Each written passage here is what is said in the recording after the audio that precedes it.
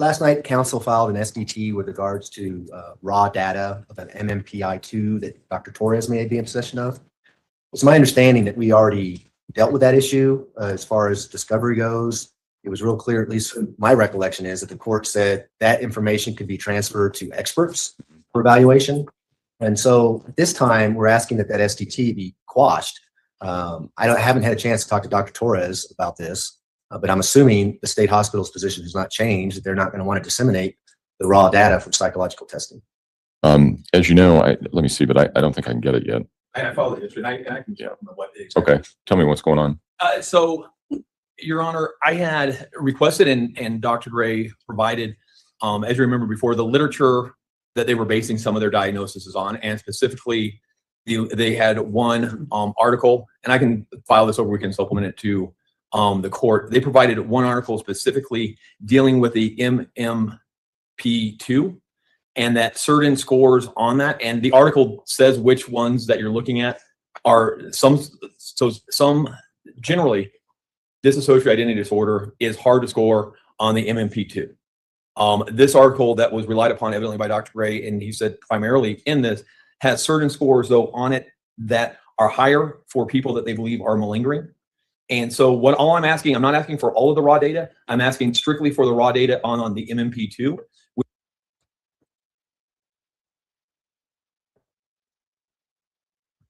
Prosecution?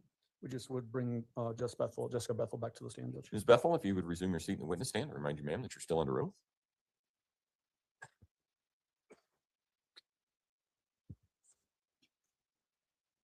Good morning, Ms. Bethel. How are you doing? Good morning. I'm well, thank you. Good. You told us on Wednesday when you were here how many homicide investigations you were involved with. Can you remind us again how many that is? Over 100. Is it fairly common in your experience that when people are at the sheriff's office on a murder investigation and detained that they can get very nervous? Yes. Is that what was apparent with the defendant there at the end of that video? Yes. Overruled, I think she can offer an opinion regarding her experience based on other the responses of other people that she's been in contact with. So go ahead and answer that. Yes.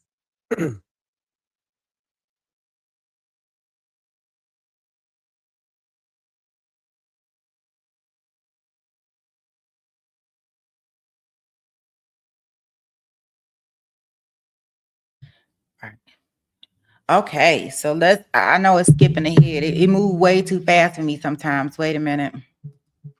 Sitting up here trying to do some notes. It's done skipped all the way past us. Ooh, y'all. This the shirt that she got on right here. It's gonna be an 8.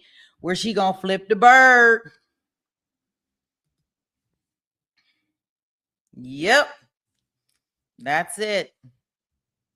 Let me get up day 7, part 2. We're going to start this. We will take a break, a normal lunch break. We'll flex that to a reasonable breaking period. And then we'll send you on your way and get you back. In the meantime, start with that. And Ms. Bethel, you can step down and sit in some place that's a little bit more comfortable. Just because you're in here in our building and stuff, do you mind if I just pat you down really quick? That's how we hug. I just need you to face that way for me. I wasn't sure if you needed me. Yeah, go ahead and just put your arms out for me and just separate your legs slightly for me. Okay. There you go.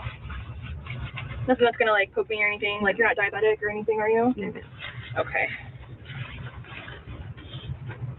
Just a phone. Okay. Anything in your purse? Honestly. Okay. Okay.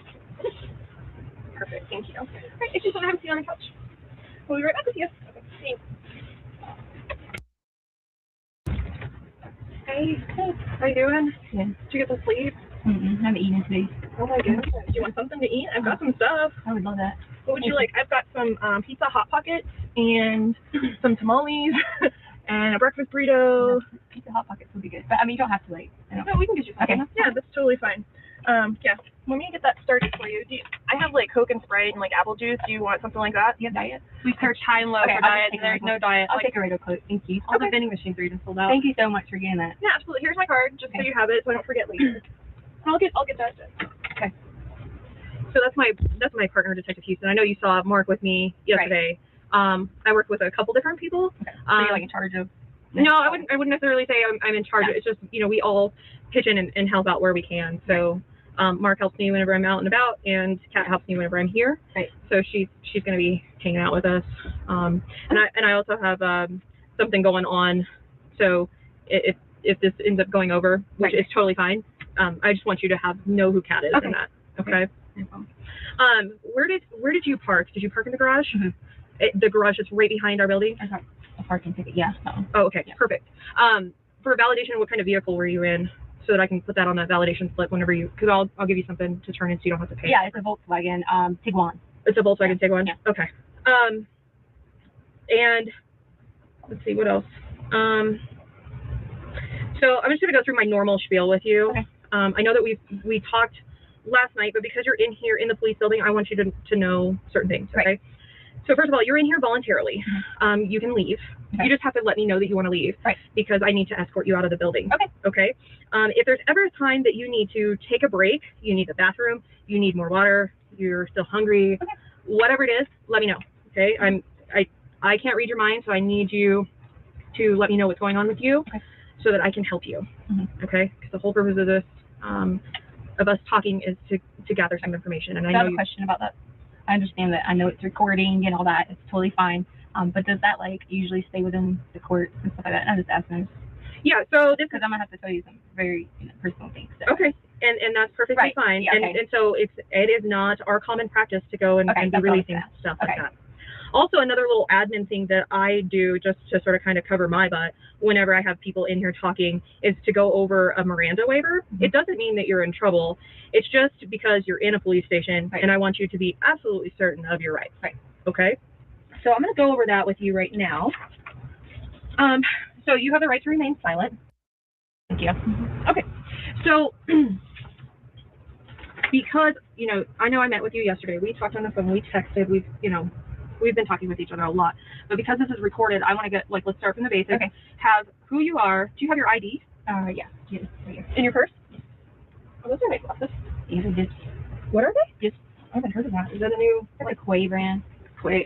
Yeah. They're really good. They're better than the Michael Kors and things. Oh, really? That. Yeah. Okay.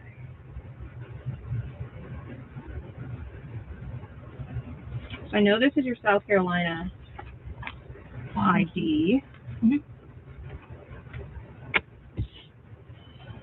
Oh, thank you so much. What's your middle name? Okay. Well, it's I do my maiden name, which is Hardin, Hardin. Hardin? Yes. Okay, and that's your maiden name? Mm-hmm. All right. Let me just write downstairs the deal number. Do you have a given middle name? Lynn. Mm-hmm. L-Y-N? Yes, ma'am. There you are. Mm-hmm. Thank you. What's a good phone number for you in case I need to get a hold of you? I don't ever drink sugar, so this is probably going to be this. What is, in case I need to send you any documentation via email, mm-hmm, how can I do that? It's TECIA, like my name.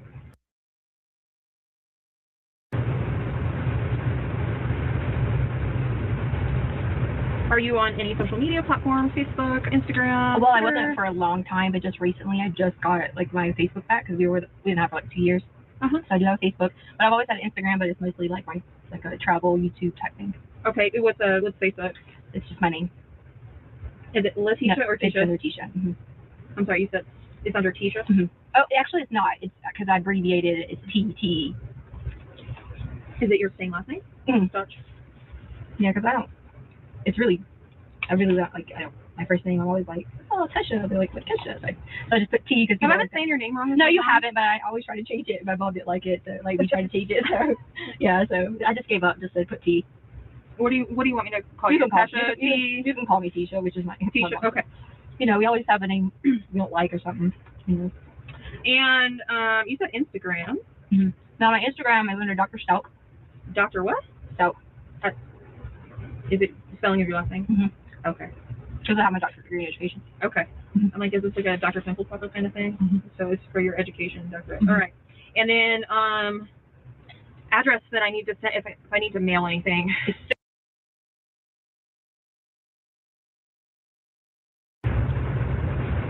And where are you working? Well, I was working with WD3, but I didn't want to work as a teacher anymore. Mm-hmm. So I decided I was going to be a flight attendant. So that's currently what I started doing with Spirit. So I had been going back and forth doing like FAA. First you have to get like a study guide. I know you probably like, oh, you have your doctorate degree, you want to be a flight attendant, you know, I just like to travel.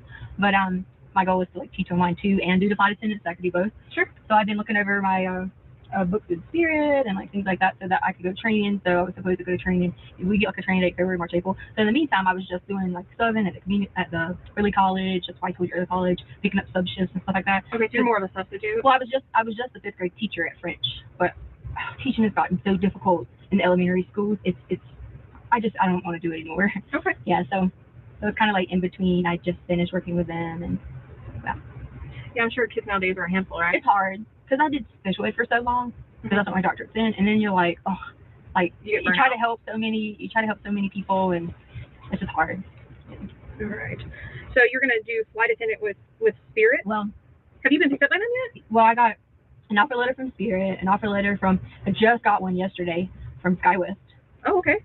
And the reason I like SkyWest is because they have a domicile in Colorado Springs and in Denver, so you can actually like work there, and I could do both at the college. Because I was gonna, I thought it was something vibrate. I was gonna do like Pikes Peak, and like I'm sure I wouldn't have a problem because I just finished this past year. I was gonna just do them both, and then so I hadn't decided, but now that SkyWest just had offered it, I was like that would be perfect because it was just like centrally located, you know, where you could come home all the time. Yeah. So that was a big problem that we had, is because I was gonna take the Spirit job, and then I wouldn't be based anywhere. They don't have a base anywhere in our area. So like I would have had to be in Las Vegas.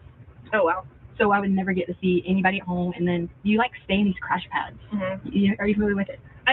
We were on vacation with some people who, the wife used to be a nurse, and she actually transitioned into being a flight attendant. Right. She was telling us all about it, actually. Right, yeah, so it's kind of scary. I did start getting scared about it being in Vegas, and I was like, man, I'll never get to see everybody at home, and like, and I mean, I love the travel part, so then I was stuck with traveling but being alone, or traveling with everybody else, but maybe not as much here. So but anyway, that was in a nutshell. I was kind of in a self-evaluating.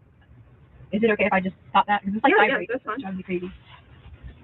But so I was in like a self-evaluation type thing, trying to figure out, you know, transitioning from education and never having like another career was like, and then like worrying about how people would look at you like, oh, you have a doctorate degree and you're a flight attendant, you know, you guys like don't make money. Right. You know. So. My niece is actually a flight attendant, so for Southwest. They said that's the best one, and whenever they have openings, it shuts the website down. Oh, that's what I heard. that's pretty awesome. I didn't know about that. And apparently, it's really hard to get into because they're supposed to like handle emergencies in the air. So yeah, and like the training is so. You think people just think we will serve people, but the training is so. I heard it's very intense. Yeah, they like do ditching exercises. They kick people out every day. If you're late for class for 1 minute, kick you out. Oh wow, and that's good. We need standards like that whenever we're so like flying. what happened? Let me just tell you this in case it comes up like somewhere. But Spirit flew me out to do the December 20-something training, right? Problem is, I didn't have anybody to watch Harley, and Albert was working night shifts, and so it's always hard because it's always on me to find babysitters for everybody, all the kids. It's always on me. So I get out there, and he was supposed to help. I know she's 17. We let her stay by herself, whatever. But through the night, because he was working 6 p.m. to 6 a.m., that kind of scared me. Yeah. So like she's just doing the Air Force, so like I know she's gonna have to learn how to like shoot a gun, protection, but you know, like she's not ready yet, mature, like she's very mature, but she's not ready. So I came back, you know, and I was like talking to them. I just told them, I was like, my daughter's at home, whatever. And they're like, we can move you to the next class. Like I think it was February, whatever. So anyway, so just in case you're like, oh, I thought you were, but I did fly out. They flew you out or whatever. And I came back because I was panicking about her, the dogs, everybody to take care of. So She's your baby, right? Yeah. So, why don't we talk a little bit about what's going on? So I understand. So initially you didn't tell me some things because Albert was there. And when we say Albert, we're talking about Eugene. Yes. He doesn't like Eugene because his dad is Eugene, and he was a child molester. Okay. So like he like raped his sister. So he freaks out about the word, like if he hears Eugene. But I would say maybe that might help you if you don't have to call him Eugene. It probably would be. Okay. Yeah. So what I want you to do is take me through Sunday into Monday. Okay. And be as detailed as possible as to what you were doing, who was there, where you were at, how long you spent, et cetera, et cetera. Okay. Because the more detail I have, it might spark something for me. Is it okay if I take my notes out? Because like I wrote down all kinds of stuff. Yeah, absolutely. Because I was like, I tried to write down anything he might like say, and just in case, because I have like notes from different things or whatever. So we already talked about the beginning things, so I figured you read about that. So my paper is that we're at the same story that we started with, but then you want me to start with Sunday, which was the day that we went hiking, right? Yes. Okay. So we went hiking at Garden of the Gods. We actually, did you see the picture from Garden of Gods? I didn't. Okay, so we have pictures where we went to Garden of Gods. We were going to take the dog for a walk, but then my daughter got called in to work, so she works at massage therapy. Okay. So we were like, okay, we're going to go hiking. The crazy thing is, like, it's always like, got one kid likes to hike a lot, the other one don't. So spent the whole time like, come on, let's go, we got to bring calories. Excuse me, all those type of things. Gannon, he started having a stomach problem, and he pooped in his pants. So it kind of cut our hike a little bit short, but I was like, it's okay, it was kind of cold. I say cold for me, but I'm used to like 80-degree weather, so it was kind of getting cold. So we decided to go home. Okay. So we go home. I don't really remember what we did the rest of the day. It was probably just like random things around the house. I thought we went to dinner. Oh no, we didn't get dinner because he wanted to take a bath. That's what it was. So he came in and that's when he asked me about the whole bath salt thing. Okay. And he had pooped in his pants, so I thought he wanted to like take a shower, so I gave him a bath bomb. Okay. So going through the night, we were just doing like a regular random. I was like, I don't know who I should be talking to, but you can talk to both of yeah, us. we should be doing like random things around the house. It's Sunday, no football on, you know. I mean, I don't know like specific every little detail we did, but just a normal everyday situation. Other than he was in a lot of pain because he gets really bad.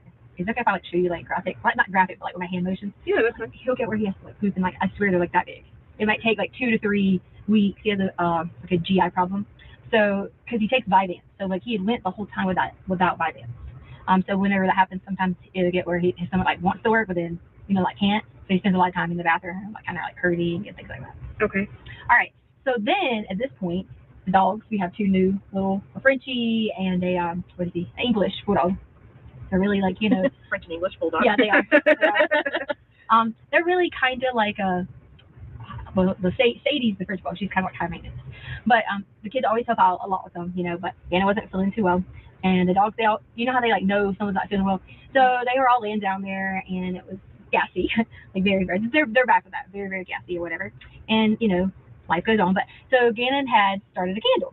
Again, normal. He's very like responsible in terms of like, if you give him something and say, do this, and like a list to prepare, it's fine. So we let him, do things like that. Like Albert lets him like use a box cutter to cut the boxes down, and like teach him things to be like a independent, growing up adolescent. So I didn't see a problem with him, light a candle, whatever.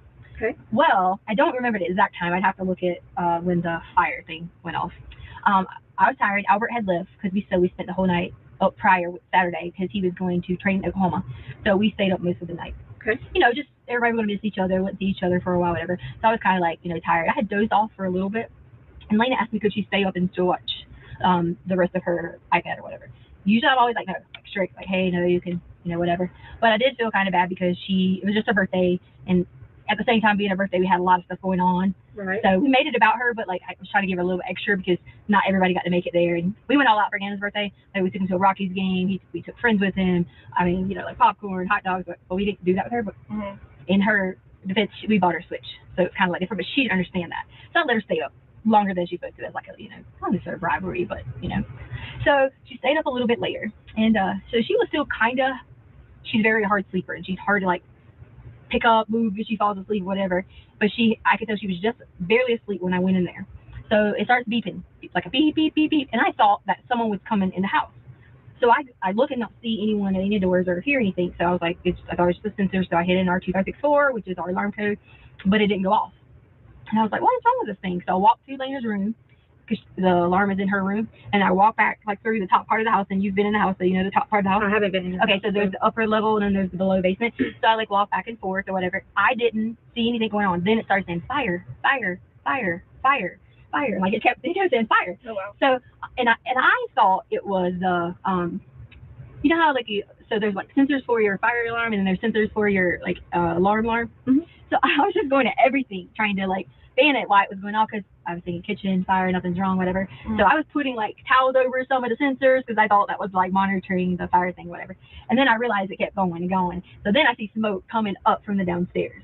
So I run downstairs and my idea of a big fire is anything that I see on fire pretty much and there's smoke, that's just because I grew up in the country. So, like I've never bonfires and like things like that, So there was smoke coming up through the basement. So the basement has, so if you walk down the basement, there's a sofa and stuff over here. It was coming up through the basement. So I like run back up the stairs, go grab Lena. Luckily, my point telling you about her being not a rough sleeper, she woke right up. So she broke back up, and I like almost like grabbed her, and I was like, get up, get up, get up, get up. I said, I gave her the keys. I said, can you go? I don't remember the exact order, but I said something along the lines of, can you go take the dogs to Daddy's truck and sit there and wait? Right. So I don't remember the order of how we all ran out the house, but I know that at that point I did. She ran out, and I can't remember if I ran out to make sure they got the truck or if she ran out by herself. I don't remember that part, but I do know that I know that they had gotten in the truck. I came back inside, run back downstairs, and that's when I was trying to get Gannon, because I didn't know how to get everybody at once. So my main thing was to get the front people out, and then go. So then I ran back downstairs to get Gannon. And then the fire was on the floor over here, then on the sofa. So I'm pretending this is the sofa and this is our floor. So it was right here and right here. And I saw the candle that was over here. So there was covers everywhere, because the kids always get on about, they leave a lot of covers laying around all the time. I mean, there's like 10 quilts and LOLs and blankets and all this. So they were all right here. So I take a whole bunch of them, and I go and like basically smash down on the sofa and the fire to put it out. So I got a burn, and then I was like, get up again, and started running at that point, because it wakes him up. He's alert. He's realizing that the covers and everything's on fire, the carpet's on fire, and we all go outside. So we get in Albert's truck, and we drive off. And I drove off in panic, because I saw that I put the fire out. So I knew that there was no, like nothing wrong. Like it wasn't keep going. I drove off in panic, because I just like, oh my gosh, what do I do now? Like we put the carpet, we done this and this. Cannon's upset, freaking out, because he's scared he's gonna get in trouble and da da da da. So like the whole talk was going on. So we drove maybe around the block a little bit and came right back. So we came back in and like developed a plan for the next day to figure out. Honestly, we were gonna fix the carpet and try to like not say anything. And the reason for that is because like Albert freaks out about every little thing. If the kids do something and I'm on like me, and he'll be like, you did this, you weren't being a good stepmom, you weren't doing this, you weren't doing that. And so we both kind of were like a little like worried about it, and he gets very like crazy like if something goes wrong. So that was the plan. Go to sleep, rest. He was going to stay out of school. We were going to get the carpet fixed and then go from there. Plus something was hurting. So Lena didn't want to sleep in her room. Everybody was still kind of like frazzled. And I think Lena slept with me or on the sofa. I brought the dogs up, and he wanted to go in his room at that point, because he was already sleeping on the sofa. Okay. So that's where Sunday like pretty much kind of like stopped, and everybody went to bed and yada yada yada. And I think I sent Albert messages, because he was sleeping, was on a different time zone, and he didn't see him that night though. Okay. And I didn't feel that no one was in harm. Let me make sure I say that, because the fire was not going. Now I know that Gannon had like black marks all on his shirt, like smoke marks. But he had on a long sleeve shirt and a short sleeve shirt, because sometimes he has on whatever. He had on a short sleeve shirt with a long sleeve shirt. So I didn't see him in any kind of like nothing other than the little burns that we had. I didn't see. Where did you see anything burns on Gannon? All right, so with Gannon, I just saw that. Okay, so like on the top, like right here. So like say the shirt's right here. So like right here there was a burn, and the reason for that was I think whenever like he was trying to come up, it kind of burned him a little bit. I'm not gonna make an assumption. I don't really know. And as far as that, I didn't see anything else. Like I didn't know any like other differences or anything like that. All I saw was that. I saw you okay. He ran out the house. He was fine out the house. Everything was normal. Yada yada yada. Now I'm gonna let you know in a little bit why he was bleeding. But Okay. at that point, when you get to the Monday morning thing, I'll let you know about that. Describe the flames for me. How tall are these flames? Is it like smoldering on the carpet, sort of kind of creeping across like a grass fire, or is it like coming up, working its way up the couch? Like how is it? Well, working? I really don't know. I know that it was like here, centralized on the floor, but like I could see, I think the smoke might have like kind of intimidated me more, because I spent the whole night coughing. So I think that kind of intimidated me so much, because the visibility was starting to be a little bit, like as if I had walked into a small fire, and I was just afraid that it was gonna, because like upholstery for the couch, that was my biggest concern, was the upholstery for the couch. So Okay. so I would say, it was like maybe like in this area, like right here. It wasn't like here. So the flames were 2-3 feet high, you think? How much light did you see coming off of that through the smoke? I don't know. Okay, and that's fine. You don't know. I'm not like a professional and I was in the moment of freaking out to like give you Okay. an accurate answer Sure. because I don't want to tell you what's here and it might have been here. I don't want to tell you this, and this. I don't know. This is all based off of your memory to the best of your Right. ability, and that's all it is. Okay. I do know that I saw covers coming up on fire. What was what covers were coming up on fire? Like he had a cover on because he was sleeping on the sofa. What Or- was he covered with? What do you mean? What kind of blanket? You had mentioned there was LOLs, there's quilts. Oh, there's like all which color? what blanket was he using? Oh, I'm not sure. There was a couple that were there. There was a black. They were all some of them. I put them all back in that bin that was sitting there. He said you didn't. I haven't been in the Okay, house. so there was no. black. It was like a little furry. There was watermelon ones. I don't remember specifically which one he had, but I know that there was blankets in the area because they always leave blankets around. It was a mermaid one around, but the whole operation of when I grabbed them and put it out, I grabbed them all and done it. So, Okay. Yeah. All right. Were any of them like damaged whenever that happened? Oh yeah, they all. I left them all there when I showed them that night that, like they were damaged or whatever. Okay. Well, I haven't been in the house either. Okay, I'm sorry. Yeah. I was speaking to you like you. Yeah, no, I didn't go into the house either, so I was just trying to make sure that we're Yeah. So then Gannon decides that he doesn't want to go to school because of his tummy issues or because he's going to help you with the carpet. What is? It was kind of a combination of both. Okay, and who excused him from school? But well, I had texted Albert and said, could he not go to school for his stomach? Okay. Because he was hurting with his stomach, but also the whole plan was that we were going to figure it out. So who actually contacted the school to excuse him? It wasn't me. I didn't. I don't know. Okay. Did someone contact? Because I didn't. I would assume that Okay. somebody would contact the school, or you probably would get like a phone call. I know with my kids' school, if they're not there by 8:15, the office. Then they would call saying- Albert, not me, because he would have the like the automated system where he's like, your child's missing. Your child is missing for school today, whatever. Okay. So that's Sunday, and you're saying a lot of we and that kind of thing. So you mentioned earlier that Harley had gone to work. Mm-hmm. She got called into massage MD. Mm-hmm. So who went on the hike? And so it was originally going to be all of us: Harley, me, again, and Lena. And then Harley got called in. She switched shifts with someone, but then that person, I guess the policy is if that person agrees to take your shift, but then they'll come, you still have to come or something. I don't know. But, so she just was like, I have to go. She's only going to be working there like a few more weeks or whatever. So I told her, I was like, don't burn any bridges. I know it sounds crazy that you have to do that, but you got to go in. So she went into work on Sunday. Okay. So it ended up being you, Gannon and Lena that went hiking. Right. Okay. And so then let's go through Monday. Yep.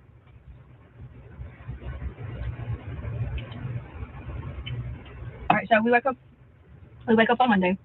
Normal. How we wake up. And everybody gets up, whatever. Shannon stays in bed. He already knows that we are going out and about today. That was the plan. I walked Lena out because usually Gannon walks her outside. So I walked Lena out to the front door and around to make sure I seen her around the corner to get to the bus stop. And she did. Okay. I come back inside.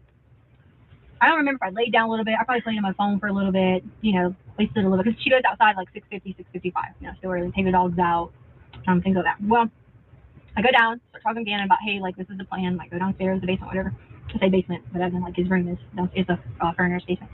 And I realized that Gannon, he actually had marks on his arm, and they were actually peeling at that point. And I swear, I did not realize that they had. I don't know if they start his burns are sitting there. I don't know if they started peeling overnight or whatever. And he has really bad anxieties. So whenever things are peely or things like that, he bites his own nails a lot anyway. Anything that's loose and things like that, he bites them. So I don't know if as I guess it burns burned a little bit. And when I do this, I don't mean I'm giving you a location. I'm just saying as in burns on your skin.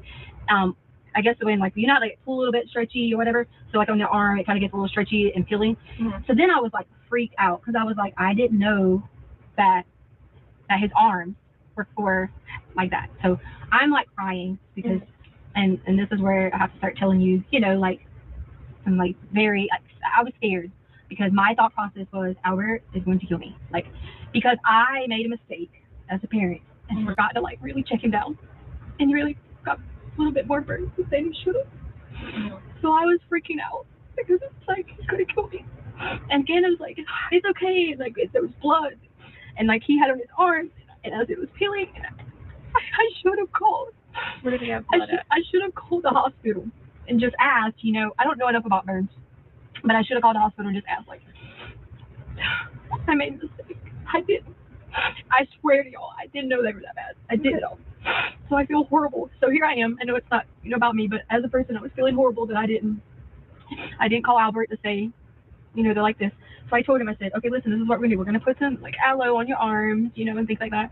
And I was it's going to be okay. We're going to fix it. We're going to, and all I kept thinking about was we're going to fix it. And I don't know in my mind how I was going to fix it as far as he wasn't in pain. He wasn't saying I'm hurting or anything like that. He was more of peeling it, it was almost like it was a boil. Am I saying the right word? Boil, blister? Like a blister. So I'm gonna say he was pulling a blister, Okay. So there was blood, and then so I'm like holding him, and I had blood. I mean, and when I say blood, let me explain to you. I don't mean like dripping out, pouring everywhere blood. So let me not like give you that thought process, because sometimes when I say like if I say flames, to me I'm like, this is a big flame, you know. So there was blood. So I was just so like freaked out. So I was like, we'll just clean it up. Don't worry about it. We'll figure it out. Where's the blood at? So the blood was on his arms, on his sheet that he had, which we washed the sheet. So it was on his sheet, it was on his arms, and he had some on like his arms had, I guess from like sleeping or whatever, he had some on the wall. So we cleaned up everything. I put like garnish the garnish like the wrap thing. So I just put a little bit of wrap thing. I was like, we'll check it with the aloe and see if it gets better. Because my next thing was I'm gonna assess the situation in so many hours, and if it looks, because I did look online and it said like if it turns a yellow color that it could be infected or whatever, and I was like, that was gonna be my next step. So I don't want you to think that I was like neglecting the fact that. So you realize that he's got a burn. You do some treatment that you think is appropriate at the time, and then you tell yourself, you know, I'm gonna do this follow up. Right. Okay. Right. So then what happens after you take care again and make sure he's okay? Honestly, I'm pacing the house, and I know there's two things I gotta fix. You know, and when I tell you that Albert will freak out over things, I just want you to know that. So Emma, I want you to picture in my mind of how I'm like afraid to be like, okay, I gotta fix these situations, and I need to fix them fast with carpet and things like that. Okay. So number one, I was like, I need to fix the carpet, and number two, I need to figure out, you know, like assess, like I said, is Gana need to go get like some burn cream or whatever. So I said, let's get dressed. We're gonna leave out. I think I told you guys it was like maybe 10:35 or whatever the time the we left. So this is where I should have like made this mistake. So I drive to so Larson Ranch. At the end of Larson Ranch is a bunch of new builds, like construction, things like that. I drive to the new builds. I was going to be like, hey, look, somebody here knows how to, you know, fix it. Because if I get online and start calling people, then they'll be like, make an appointment. I figure I might find somebody that, you know, do like a little side job and come and help us fix when I say carpet, I'm talking about fix the living room, the spot that I had cut out or whatever. So I did. I pulled up. On the back part, there were some new houses being built, and there were some Hispanic, and I'm not saying that to be like discriminatory, they were Hispanic people that were out there. And I was like, hey, do you know where you can get the carpet that is in the Larson Ranch model home? So I told them the model home, which was the same home that we had. I mean, I don't know if it's the model home, but I gave them the name because I asked, like, I looked online for the company, for the name. And I said, it's in those. He's like, everybody has that same carpet. Mm-hmm. Yes. So we got a roll of the carpet. Where'd you get that from? We got it from the guy on the scene. Like, I say that on the scene, but the construction area. So we got the carpet from the guy in the construction area. Well, I didn't get it then. He said he was going to bring it to me. So I gave him the address. And this is where I messed up. I gave him, and this is why I couldn't tell you this in front of Albert. I gave him our code to get in because he was going to go fix it. And I just assumed working in the house, he was going to be okay, you know, whatever.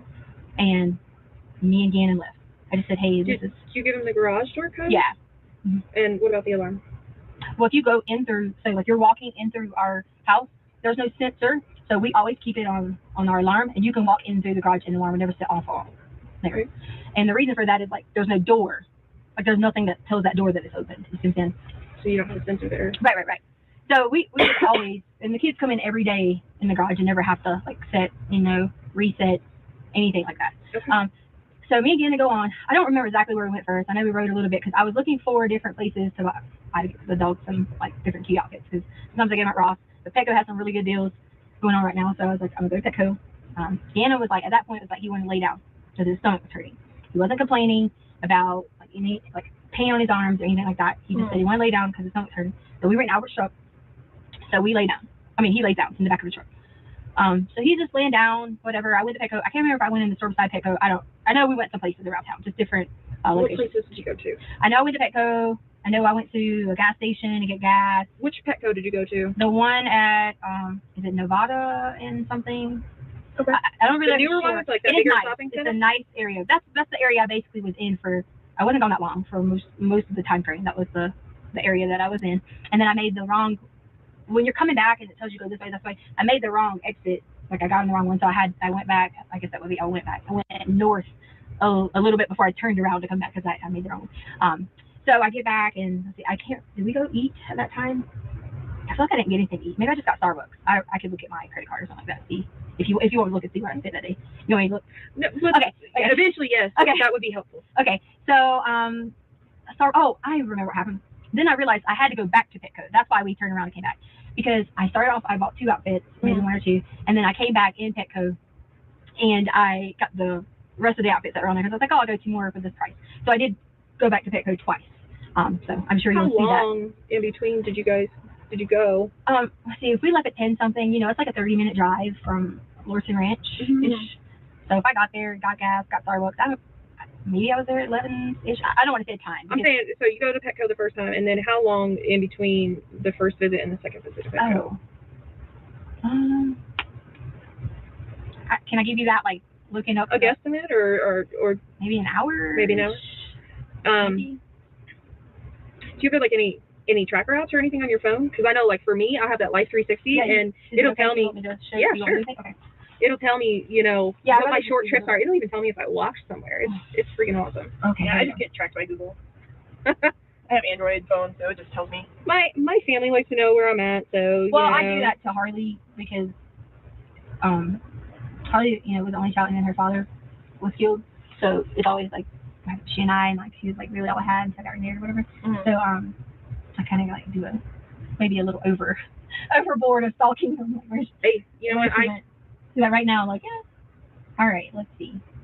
do you have the one with the subscription? I'm like trying to figure out if I should get that or not. I don't. She always says something about purchasing it. And she said it would tell if Like you the like crash right. detection. That's what she was saying. Yeah. And she was saying that it was kind of like how the Apple Watch would do if you had a crash detection. It would alert authorities. So say yeah. Okay. I don't know if this is like a service thing, but it's on. I would say I'm waiting on it. I would say hour-ish because I'm a very indecisive person when it comes to like shopping. So I had to go back and make my mind up. I can leave right here, but it's loading. Okay. I think maybe. Can I see it? Maybe it'll give me better reception over here. Yeah. Oh shoot. Do you have a password or something? I can put it in. No, I can do my fingers. Okay. Sometimes this corner, if you hold it up high, it'll. Because I know people watching. I want them to have my passcode in, and they'll know our code for a lot of stuff. All right, here we go. Is it working? No. Oh, that corner is like typically the sweet corner. Hold it up here. Yeah. We can set it down here. Just see if it kicks on. Okay. Okay, so you make the second trip to go back and buy more outfits, and then where do you go from there? Is Gannon still telling you that he wants to like lay down? How's he doing? Something happened. There you go. See, I told you this was a sweet corner. It says purchase could not be completed. I didn't purchase anything.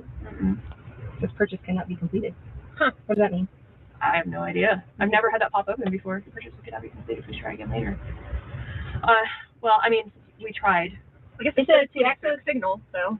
Their free membership includes 2. How long have you guys had that app? Oh, God.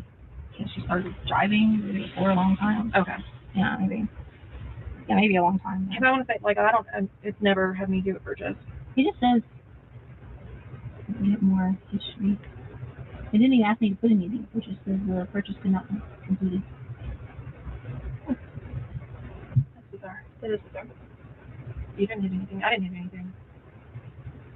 Okay. So you go back to Petco the second time. Does Gannon, these places that Sorry, I was going to say, it says crash detection disabled. Does that mean I don't have the... Yours looks different than mine does. And you don't have a subscription? Mm-mm.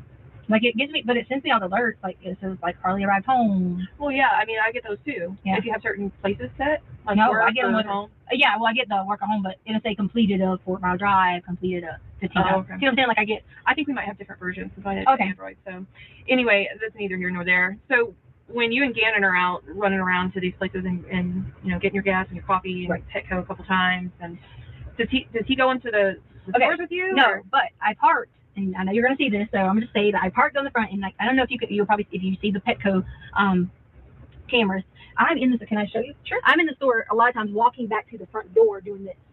And my point of doing that is because I was making sure that I didn't see him, like, you know, if he needed something or like getting out or whatever. And he stays in the car, like, I really stay in the car all the time with, like, if like Lena's in the car, he'll be like, it's okay, stay here, buddy, we'll be right back. Didn't think anything of it because he had a Switch with him and he was playing the Switch. Did he know what store you were in?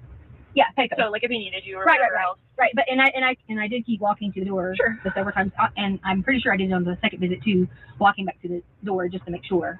You know, like if he was like, oh, you know, Sure. like I need you or whatever. Sure. So yeah, you can see that on there. So do you need to know like what I did in there, or you just? So you're just in there shopping, and then It wasn't even a long shop. Like, Okay. Like it wasn't. and then they come back out, and then where do you go?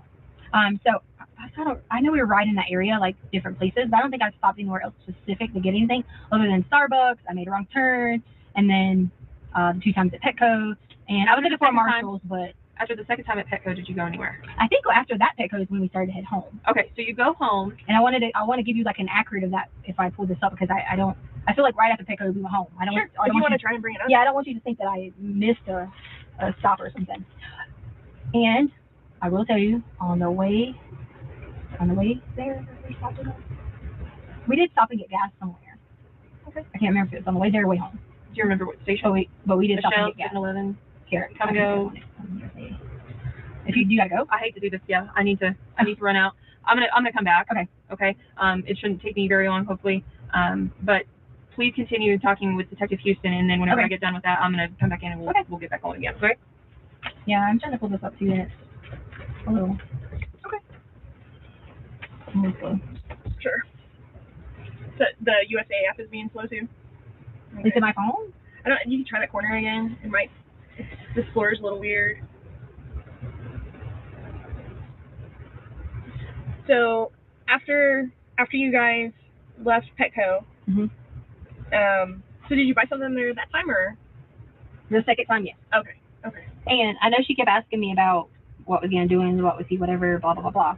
So I'm going to say this about getting back. Okay. So everyone has been, like about this whole thing about camera footage and this happened because we didn't see this or didn't see this. So I'm very sorry. What do you mean, everyone? So like my whole family is being harassed. My mom is being threatened to be killed. My daughter is being stalked. That's why it took me a while to get here, because I had to put some safety measures in for her own well-being. Okay. And my family from back home is being threatened. People are saying they're sending people after them. Okay. All those things. So, there's always a world of people making situations and saying, let's be a good person, but then threaten someone else. Okay. And so being aware of that's what was going on. So in between all that and all these people were sending me like messages that people were saying and blah, blah, blah. I didn't respond to any of them. During all that, there was something along the lines of someone checked neighbors 2 doors down or something, camera footage, and never saw anyone do this or that. Like, I don't know, like specifics. But my point behind telling you that is, if this is what you guys, and I'm not saying this is what you're basing stuff on, if this is what you're basing stuff on, is like in the day and age, timelines, security, things like that, you will see on somebody's security, Shannon and I run to the car at 10 something that morning and we're returning at 2 something. Okay. So I remember specifically the truck, I pulled it right in front of the ring. And Your ring? Yes, but we don't have a subscription. Okay. But according to these neighbors who can see all the way to the truck every day, Okay. they should be able to show you during those time frames that we run in, we run out, he runs back in, or whatever.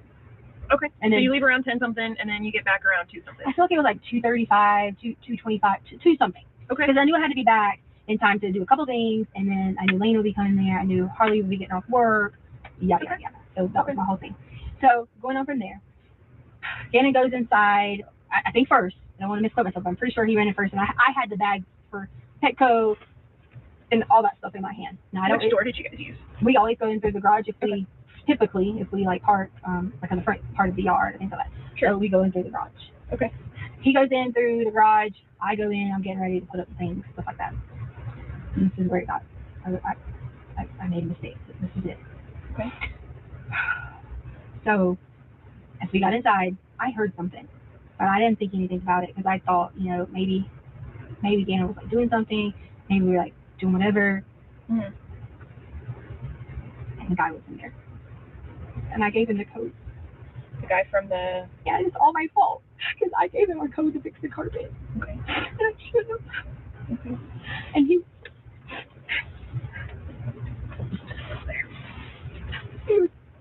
was inside. I noticed when I had like walked in and I saw our we have like a little bookshelf thingy.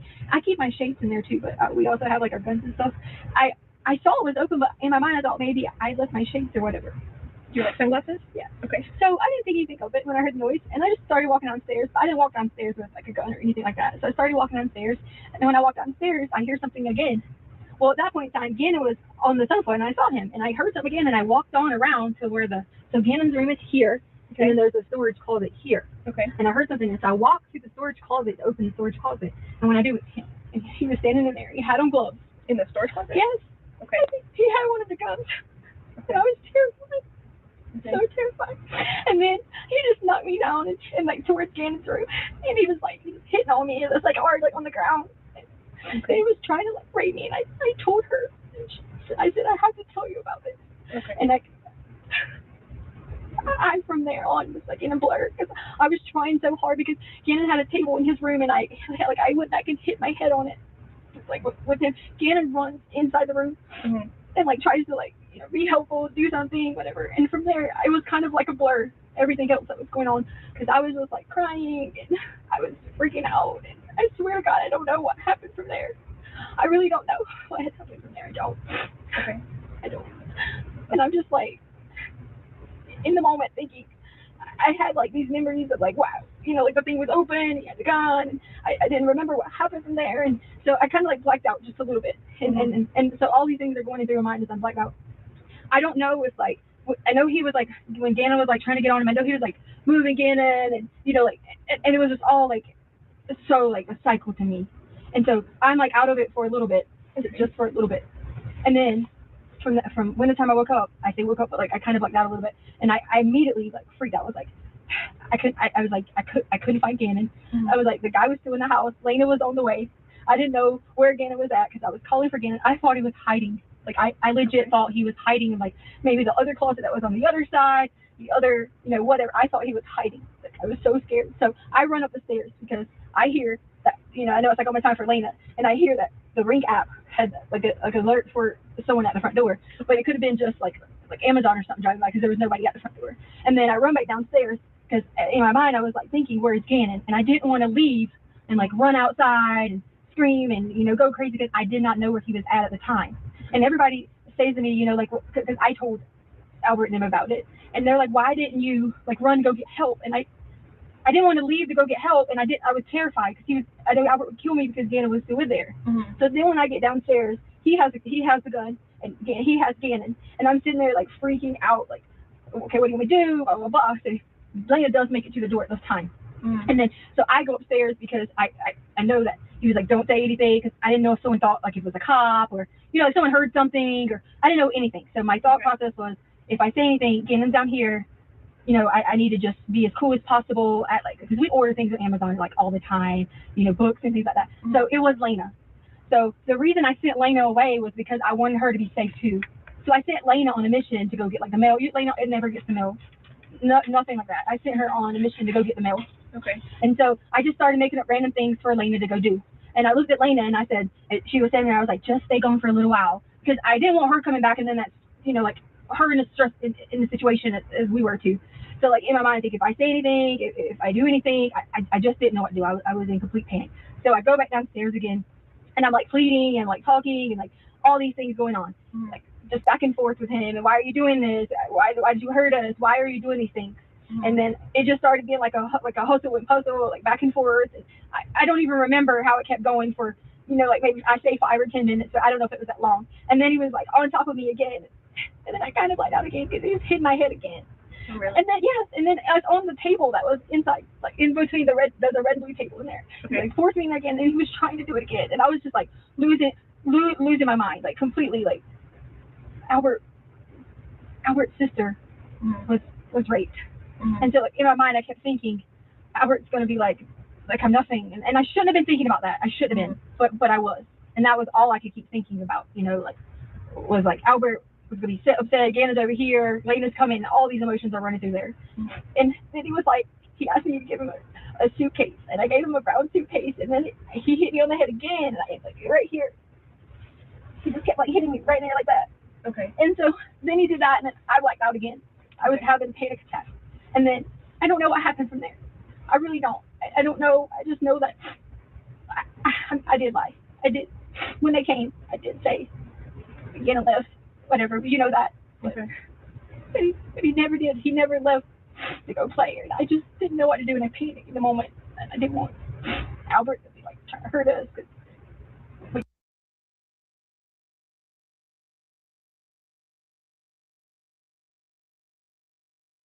I did. That's me pausing. Oh my gosh, y'all hear the detective? The detective, like, she like, okay, really? Did y'all hear when she was like, okay, really? That's all you. That's what you got for me, really? Like she didn't peep game that the detective wasn't believing her. I mean, she don't even have no tears. Her face dry as shit. It's dry as the sand outside. It's dry as the sand on the beach. She not even no tears is coming down her face. And why? And that's why she's trying to create this narrative in regards to an Albert, his sister being raped. So that gives her a reason of not upsetting Albert. But we talking about his whole son missing.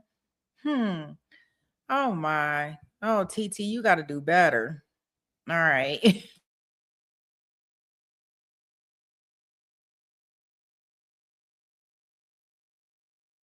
Kind of get a lot of fights. Yeah. And I just want you to know that's the only reason that I made up the lie, is because I knew that I didn't want to face the consequences of, trying to explain to him all that was going on. Because he was saying to me, you're trying to make this about you.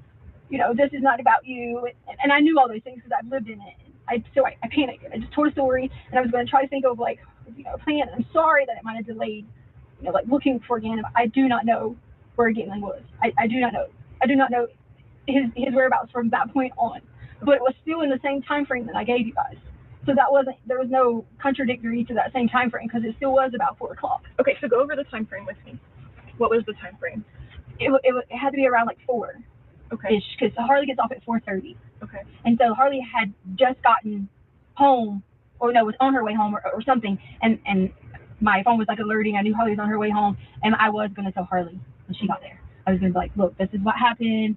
We need to get help. We need to call 911. And all I kept thinking about was, it's going to be my fault. Because I gave him the code. He brought the carpet. He did all that. Okay. And Did he fix it? No, I had already cut it. Oh, He brought the big roll of carpet. It's at the house. He brought that. Yeah. Okay. And where's that at the house? It's in the back storage room. Okay. Is that the one that he was hiding in? Huh? Is that the storage room that he was in? Yes. Whenever you went down there? Yes, I put the carpet back in the storage room. And the reason I put the carpet back in there because it was laying in the so the storage room was right here. It had fallen over at some point when all this was going on. So I picked it up and put it back on the thing. I rolled it up. Oh. It wasn't all the way rolled out, but it was somewhat rolled out through the commotion, and I rolled it back up and put it on the inside. Okay. Yeah. Okay. Are you doing okay? Yeah. Okay. So the time frame is at 4 o'clock is whenever. I don't want to tell you exactly 4. I don't like saying that because about 4 o'clock was whenever. Yeah. We can say about. Okay. Okay. And then what happened after that? So did Harley come home? Or? Yeah, Lane is still out and about. Harley's home, comes home or whatever. I'm pacing the house, trying to think of a plan of what do I do? And I should have immediately gotten on the phone, did whatever. But all I kept thinking about was, it's all my fault. It's my fault because Albert's going to say to me, you gave some stranger access to our home. This is all on you. And in my mind, I thought I could fix it. In my mind, I thought I could fix this. And I don't know why I thought that. That was a horrible decision-making process. But it also was in a very emotional state that in normal situations, people can say all they want. I will call, I would do this, I would do this. But if you're not in a situation, everybody handles things differently. Sure. And I was making an irrational decision in a panic situation when I should have immediately, being an educator, being all these things, it should have been one of those things where the immediate know how to answer. And you might think, this girl's going to be a flight attendant. She's got to be able to think fast. It was not that easy in the moment because my mind was in so many directions that I could fix it. I literally thought I was going to fix it. Sure. And that was where it went from there. So I was going to tell Harley. I didn't tell Harley. I paced around the situation and was thinking, okay, if I don't have any kind of information, if I don't have a plan in my brain by a certain time, that's when I'm going to call authorities. Okay. And so that's how. So you had predetermined a time that you were going to call if you hadn't figured anything out? Well, I didn't come up with a specific time, but in my brain I kept saying, okay, I got to act soon. But I knew that, I'm thinking by 6:30, like I need to make a good decision because what am I going to tell the girls? Because they're going to be like, you know, like where's Gannon, da da da. Like because we were going to all go eat sushi, so that was where that time frame would have been like, what am I supposed to do? Go get in the car and be like, Gannon's not going with us. I couldn't keep going on and on with the irrational decision of not calling 911. Okay. And I had to stop the decision. So what happened? So tell me what happened as it went on. So I called 911. Okay. And they said, hey, sorry, you know, this is not an emergency. You have to call this other line. Okay. So I called the other line, and it was a 4-hour wait for them to get there. Okay. So 4 hours later, they came. I'm still in a panic set. I'm like, these people are, nothing I say is going to solve this situation.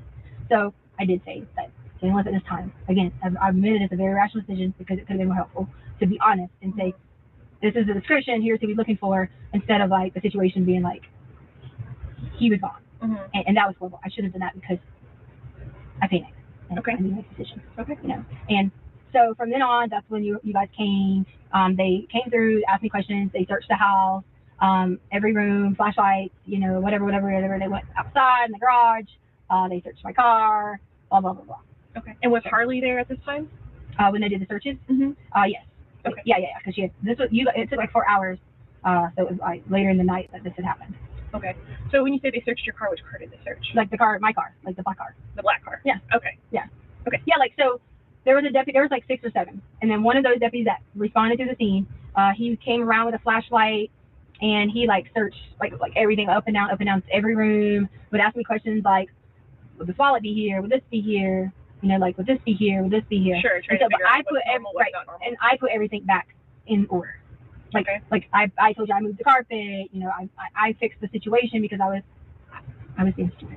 And I should have told them what had really happened. Okay. And so he went through everything. He went through the outside, he went through the car, he went through the trunk, he went through everything. But he actually got into the car? He wanted my ID. Okay. And he asked me, he said, do you mind if I look around?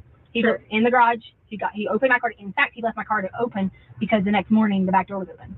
Oh, really? Yeah. So he went in the car doors. I mean, I'm sure you guys have a record of who was in there, but he opened the car, opened up the trunk. He looked through the bags that were in the truck. He looked through everything in the garage, the bags, whatever were here, came back in. He did the same thing, and you know, like in different parts. So he's trying to be like really thorough. Yeah, like trying to be really, really thorough. He was going through every part of the house. Okay. And he asked me, was anything missing? And it was the truth. There was nothing missing because I did take the gun that he had. I did put the gun back. Okay. So. Okay. Okay. So, was there anything else that happened on Monday? Like, did you talk to Harley about it, or about Nina? About what I told you? No, I told them the first situation. Like what you told our dispatcher? Right. That and that was that Gannon went to go play at a friend's house. Right. And do you remember the friend's house name? I never gave anyone a name or anything at all. Okay. And also too, like, I didn't want to leave out any key points or whatever. Sure. I had my headphones on because when I was like upstairs when it all started, I had my headphones on, so my headphones were still on through the whole scene. So that's why if you ask me like did you hear any noises? Did you hear anyone leaving? Did you hear the alarm go back off? I had my headphones still on. They were still on my head. When you came inside the house? Yes. Okay. Yeah, like I had my headphones still on when I came inside the house. Like not coming in the house with them, but like in the house. When I went downstairs, I still had my headphones on. Okay. Yeah, like I did like this. Sorry. Okay. So help me understand. Yeah. So when you came into the house, you didn't have them on, but then you had them on when you went downstairs? Yeah, because I came in doing like a normal, I would get ready to listen to music. I was going to work out thing. Okay. So I like, you move them back and forth. What kind do you have? Like I have Beats audio. Like the ones that go over or like they come in? Yeah, the ones that like, okay. Go, like they kind of like smash your head in or whatever. Yeah. Yeah. So I always have to like I always have to on like your head? I always have to like move them, like back and forth and stuff like that. Okay. Yeah. And that's what I was doing, like moving them when I was like, do I hear something? Okay. Because it's kind of like I heard something, but I wasn't sure that I heard something at all. And that's when I started going downstairs. Okay. And are they like noise canceling or anything like that, or ambient sound, or do they just do like play regular music? I mean, I think they would be noise canceling, right? Because that would be. I don't know. I think you can get them either way. That would be Beats. I'm not sure. I think you can get them either way. Yeah. So I didn't know if you knew. Yeah, I don't know. We have 2 different pairs, and the one we have 2 different, and I know one of them is like the push, like push in kind or whatever, and the other one doesn't push in as much, and I have the ones that like push a little bit. So that might you have 2 different pairs? No, Albert, I'm saying like we have 2 as a family. Yeah. Okay. So which ones were you wearing? Mine. Okay. Which color are those? I feel like they're like a rose gold or maybe like a matte gold. Or, okay. And what color are Albert's? Red, I think. Okay. I think. Okay. We just want to make sure that like if we see them or whatever again, then we know which ones are yours and which ones are his. So that's like you know, if you said that that your head got hit and stuff like that, and we'll go back to that a little bit, but maybe if you like touched them or something like that, then we want to make sure that we get the right ones. Right. Okay. So was there anything else that happened Monday, like after the deputies left or anything like that?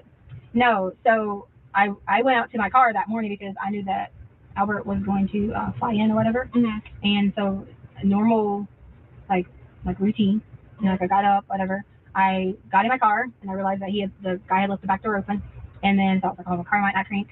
And I, you know, drive out and I drive down the street because I was going to drive my car, blah, blah, blah, to pick it up. And I decided to come back because it was too early. His flight wasn't coming in until 8:53. Okay. And I was going to, like, honestly just drive. I had to think in my brain, you know, I was like, this is the best thing. But I didn't. I just drove down the street, came back. And that was in your black car? Mm-hmm. Okay.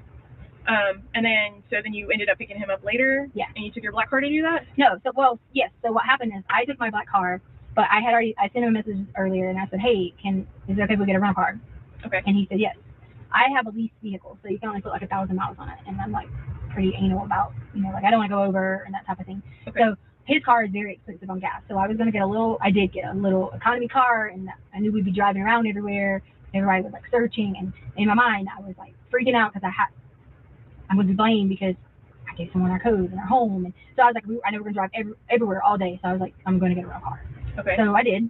And so I got my rental car and I left my black car at the airport. You left it at the airport? Right. Because I had to have a way to, like, I didn't walk. You see what I'm saying? Yeah. So Albert asked me where my car was at, and I told him it was at French.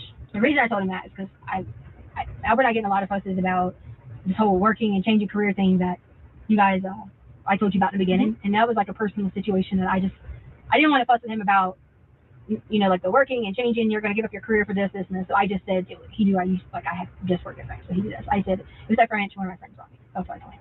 Okay. So that's why he thought it was at French, but it was my way of, so he thought that he knew I had to go get my stuff from French because I stopped working there. And that's kind of, I wanted it to go with the story because I wasn't ready yet to tell him I wasn't returning at all to education. It just wasn't. Okay, so he doesn't know that yet. Well, he knows that, like, I'm going to be a flight attendant and, oh, never mind, I can't do it because I've been back and forth. You're going to go from making I make like 60 grand Mm-hmm. to, I think I make like $18 to $20 an hour, but you can only do so many things, like reserve shifts, you got my crash pads. So I'm back and forth on something I really want to do and the money. So Okay. I went back and forth with him on that, and that was just one of those things where I just wasn't prepared to be like, oh, you're going to be a teacher again. Oh, you're going to do this again. Oh, you're back at school again. Blah, blah, blah, you know. Okay. So you're back at subbing again. So you drove to the airport in your black car. Mhm. Okay. What time did you do that? his flight landed at 8:50 something, so I got there in time to park my car, and then I walked up to the thing, and he was coming down the escalator, Mhm. and then I go over to budget, and I get the rental car. He's sitting on the little corner over here waiting on his bag. We walk out, we get the car, we leave. Okay. And so where did you park your car at the airport? Do you remember? In the short-term parking, maybe about like a Okay. It's a long, like the short-term. So it goes from, you got the rental cars, a section here, section, so it went to like the farther section, and maybe like over here. Okay. Okay. And then, but you're in your black car this morning. Right. Okay. Because I had to turn the rental car back in. Okay. Right. Okay. So you picked your car up this morning? No. So I took the rental car back last night because I didn't know what time situation, he's upset with me for not telling you guys first, so that, it could have been a quicker search or whatever the case may be. So I didn't know, like, I thought we were going to have to stay, like at a hotel or something. Mm-hmm. So I parked my car. My Harley picked me up because I was going to get a room at the hotel. Okay. And so I thought you guys knew that because it was sheriff's there this morning. So. Well, people are working different pieces, Yeah. and so I just want to make sure that while we're talking that I have all of the information, right? So if I ask you something that you feel like has already been covered before, I'm not trying to be a brat or anything like that. Yeah. I just want to make sure we have everything, we're all on the same Right. page with everything. Right. Okay. So you drove the rental car back last night, early this morning? No, it was last night. It wasn't that late. Oh, okay. Yeah.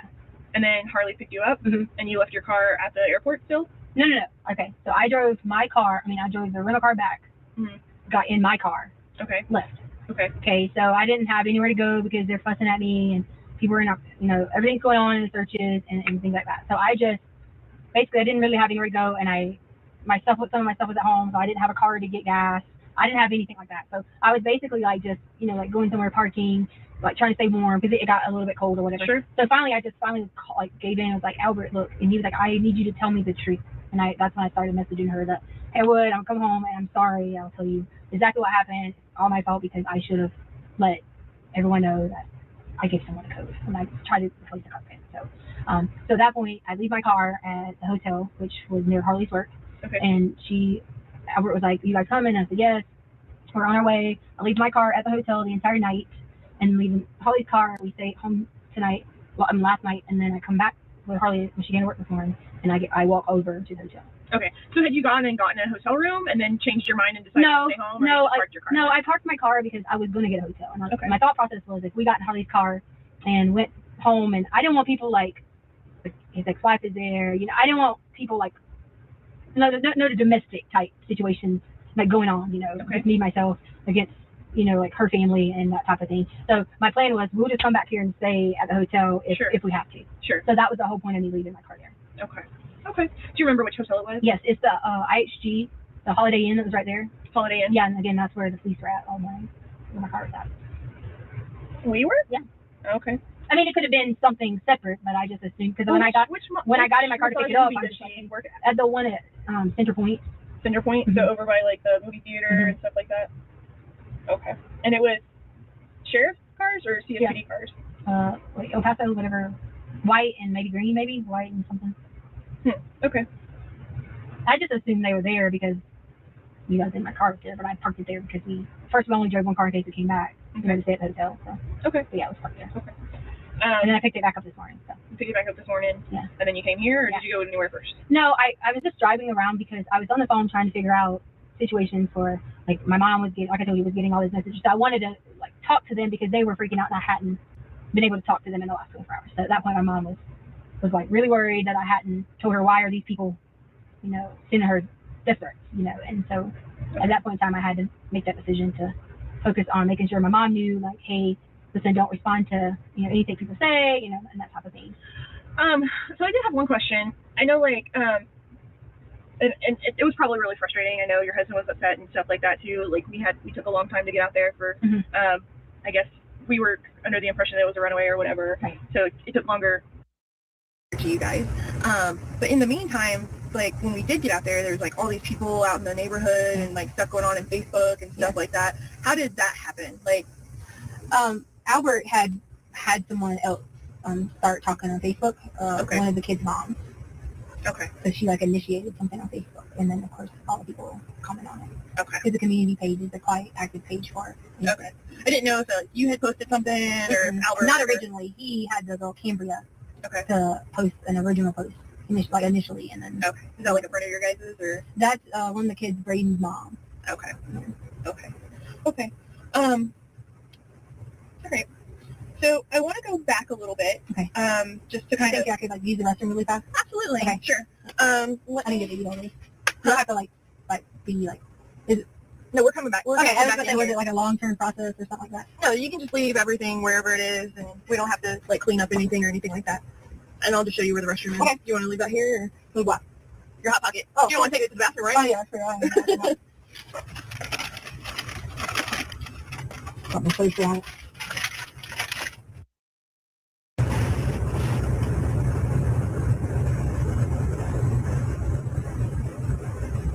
Hey.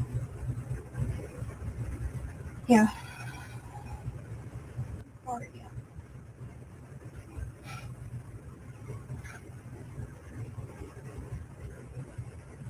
I know. I can't go to lose this job. If he loses his job, I don't know. It wouldn't work out that well. Yeah.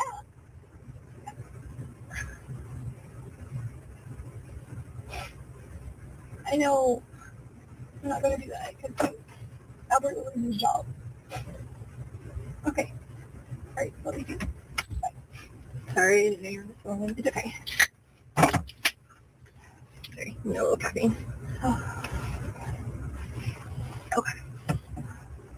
So I just want to back up with you. We kind of have like a good overview of everything, but so we can start really narrowing down to try and find Janet and everything else like that. I just want to try and get some more specific stuff on everything. So I just write some stuff down. Okay. So, so going back to the just a little bit to the fire part, you said that Gannon had some stuff on his arms. What part of his arms was that? Like I don't remember, like the inner area. You just point to like wherever Like it was. in this, like in the inner area like this. Okay, so like right here. Yeah, but like the burns were like not like you're thinking like round burns. It was more of like not like burns that are like this. Right here. Mhm. It was more of not necessarily burns, but like a little bit like skin, like there was like skin peeling, like in left. Okay. Yeah. Okay. And so that was like on his left arm, his right arm. It was on both arms because remember when I came in, I took the covers and like basically like got on top of both of like on him and the fire. Oh. Like not like him pushing him on the fire, but like you know, like I was just trying to get the fire out. Okay. And he was like hanging off the side of off the side of the sofa. And he was still asleep. No, he was like saying my name, like he was alert, like what's going on because he had just like woken up. Okay. Yeah, so he was not having a full conversation with me, but as in just like calling my name, and he's like, I'm so sorry. He kept saying he was sorry. He didn't mean to do it. Daddy's been grounded me for a year. So it was him thinking, oh my gosh, shoot, like kind of like waking up being like, oh shit, I just made a mistake, like we would say in the mind of a kid. Okay. Yeah. Okay. Thank you for clarifying that for me. Okay. So the next day, you go to like you're trying to figure out how to get this carpet fixed, and you said that you had already you cut the carpet. I cut the carpet. Okay. Yeah. What did you use to cut the carpet? I had Albert has like these tools that are like wood working tools, like chisels and I don't know the specific name of the ones, but they're like a little saw things. And I just like took the carpet and did like this. Okay. So, Okay. I mean, I didn't necessarily saw it, but I just kind of was like, they're very sharp tools. He has a lot of woodworking tools and stuff in the garage. So I just took one of those things that was a handle. And What color? You know, like you used. because I tried with a box cutter, but I couldn't. Like it wasn't like deep enough to like really pull whatever. Okay. Yeah. Okay. Because I tried a couple times with a box cutter, and so like it kind of like started the process, but then I had to get like a stronger object or whatever. Okay. To do it. Okay. Sure. So you cut the carpet, and then you guys are gonna go try to figure out how to like get this fixed or whatever else. So you said that you went over to like where some new construction is. Do you remember? Can you tell me more about that? I'm not familiar with the area. I mean, I could if you want me to drive you there, and like or whatever. I don't know. Like we give you street names if that's what you're asking. That's fine. But can you just describe it for me a little bit better? Okay, so like the school, there's the school in the back, and so there's a bunch of new builds that are in the area right near the school. Okay, sure. Yeah. Okay. Do you remember like when you went to the new builds and stuff like that? Was it like the first house in, or like 12 houses in, or how far in did you have to go? It was a couple. I'd rather just go show you because you're going to quote me on me telling you an estimate of the number, so I can give you an accurate description of which house it was. Okay. Well, for now, let's go with what you kind of remember. Like, do you remember? Did you have to drive far in there, or just a short distance? I don't know what you mean by like far in there. Like into where the new builds are.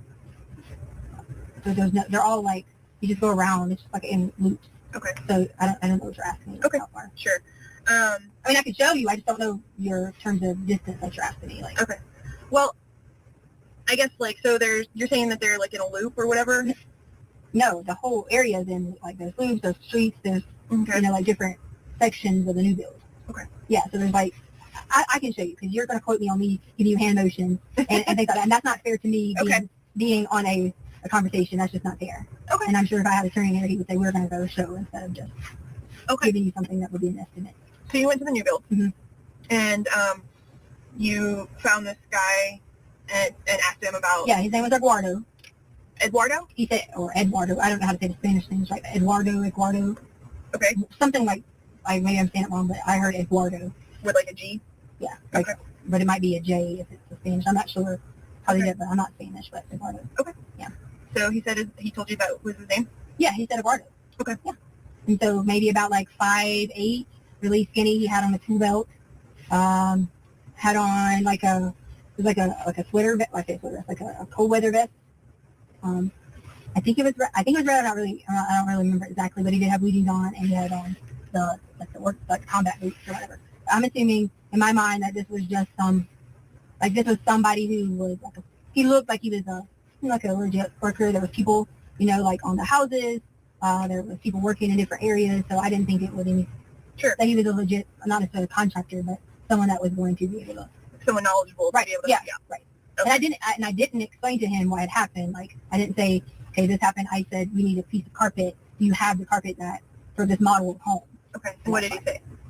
He said yes. And I was like, do you have the carpet? And I gave him like a hand reference of like the size that I would need. And he said, yes, we have a look at that. They have the I don't know if he said they had all of them have the same in those model homes or the same color. He said something along, I don't really know the definition of that, but some certain homes have the same exact thing and everything.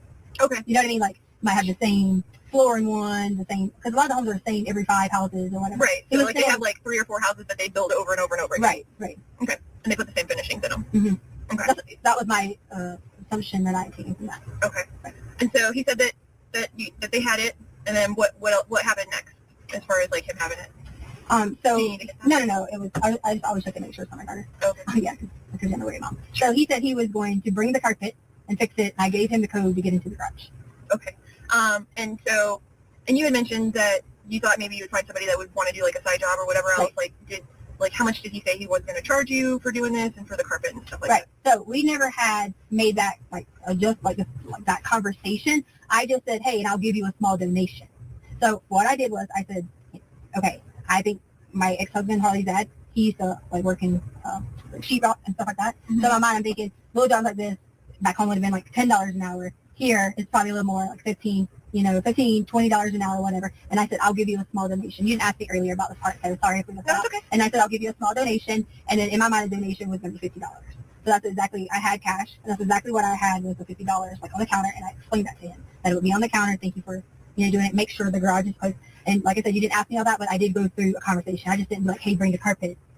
Here's the Sure, carpet. and that's why we I go don't want back. you to think that, because that's why we do not it. what happened. I went through the process of make sure you close the garage back. We have a security system. I told him we had cameras. I talked it up through the conversation. Okay. To let him know that this is the steps and the processes and stuff like that to follow. Okay. So let's talk about that conversation a little bit, just because we didn't, and that's why we go back and get more information and everything else like that. So he says he has the carpet, and then did you ask him like, okay, can I just have the carpet, or did you ask him like, can you fix it for me, or did he volunteer to fix it for you? What do you mean just have it? Like, did you ask him if he would just give you the carpet, or like? I was going to be like a package deal. I was assuming, because it's just like I wasn't asking for like the carpet for the size room. I gave him like the like the size. So in my mind is he's bringing a scrap like rolls or scraps or whatever. That's already some extra from a job. Okay. So you didn't ask him to just like bring you carpet so you could fix it. You asked him to come and fix it for you. Yes. Okay. Yes. I had in my mind to fix it. Mm-hmm. Then I was like, you have to measure, and then like because I changed tools, like one side was going to be like this length, so if you cut it different on that side, and it just was a little out of my thought process of that. Okay. Yeah. Have you if you've never done carpet before, I would imagine that like trying to patch something would be kind of hard, especially if you had to use different stuff to cut it. Okay. Okay.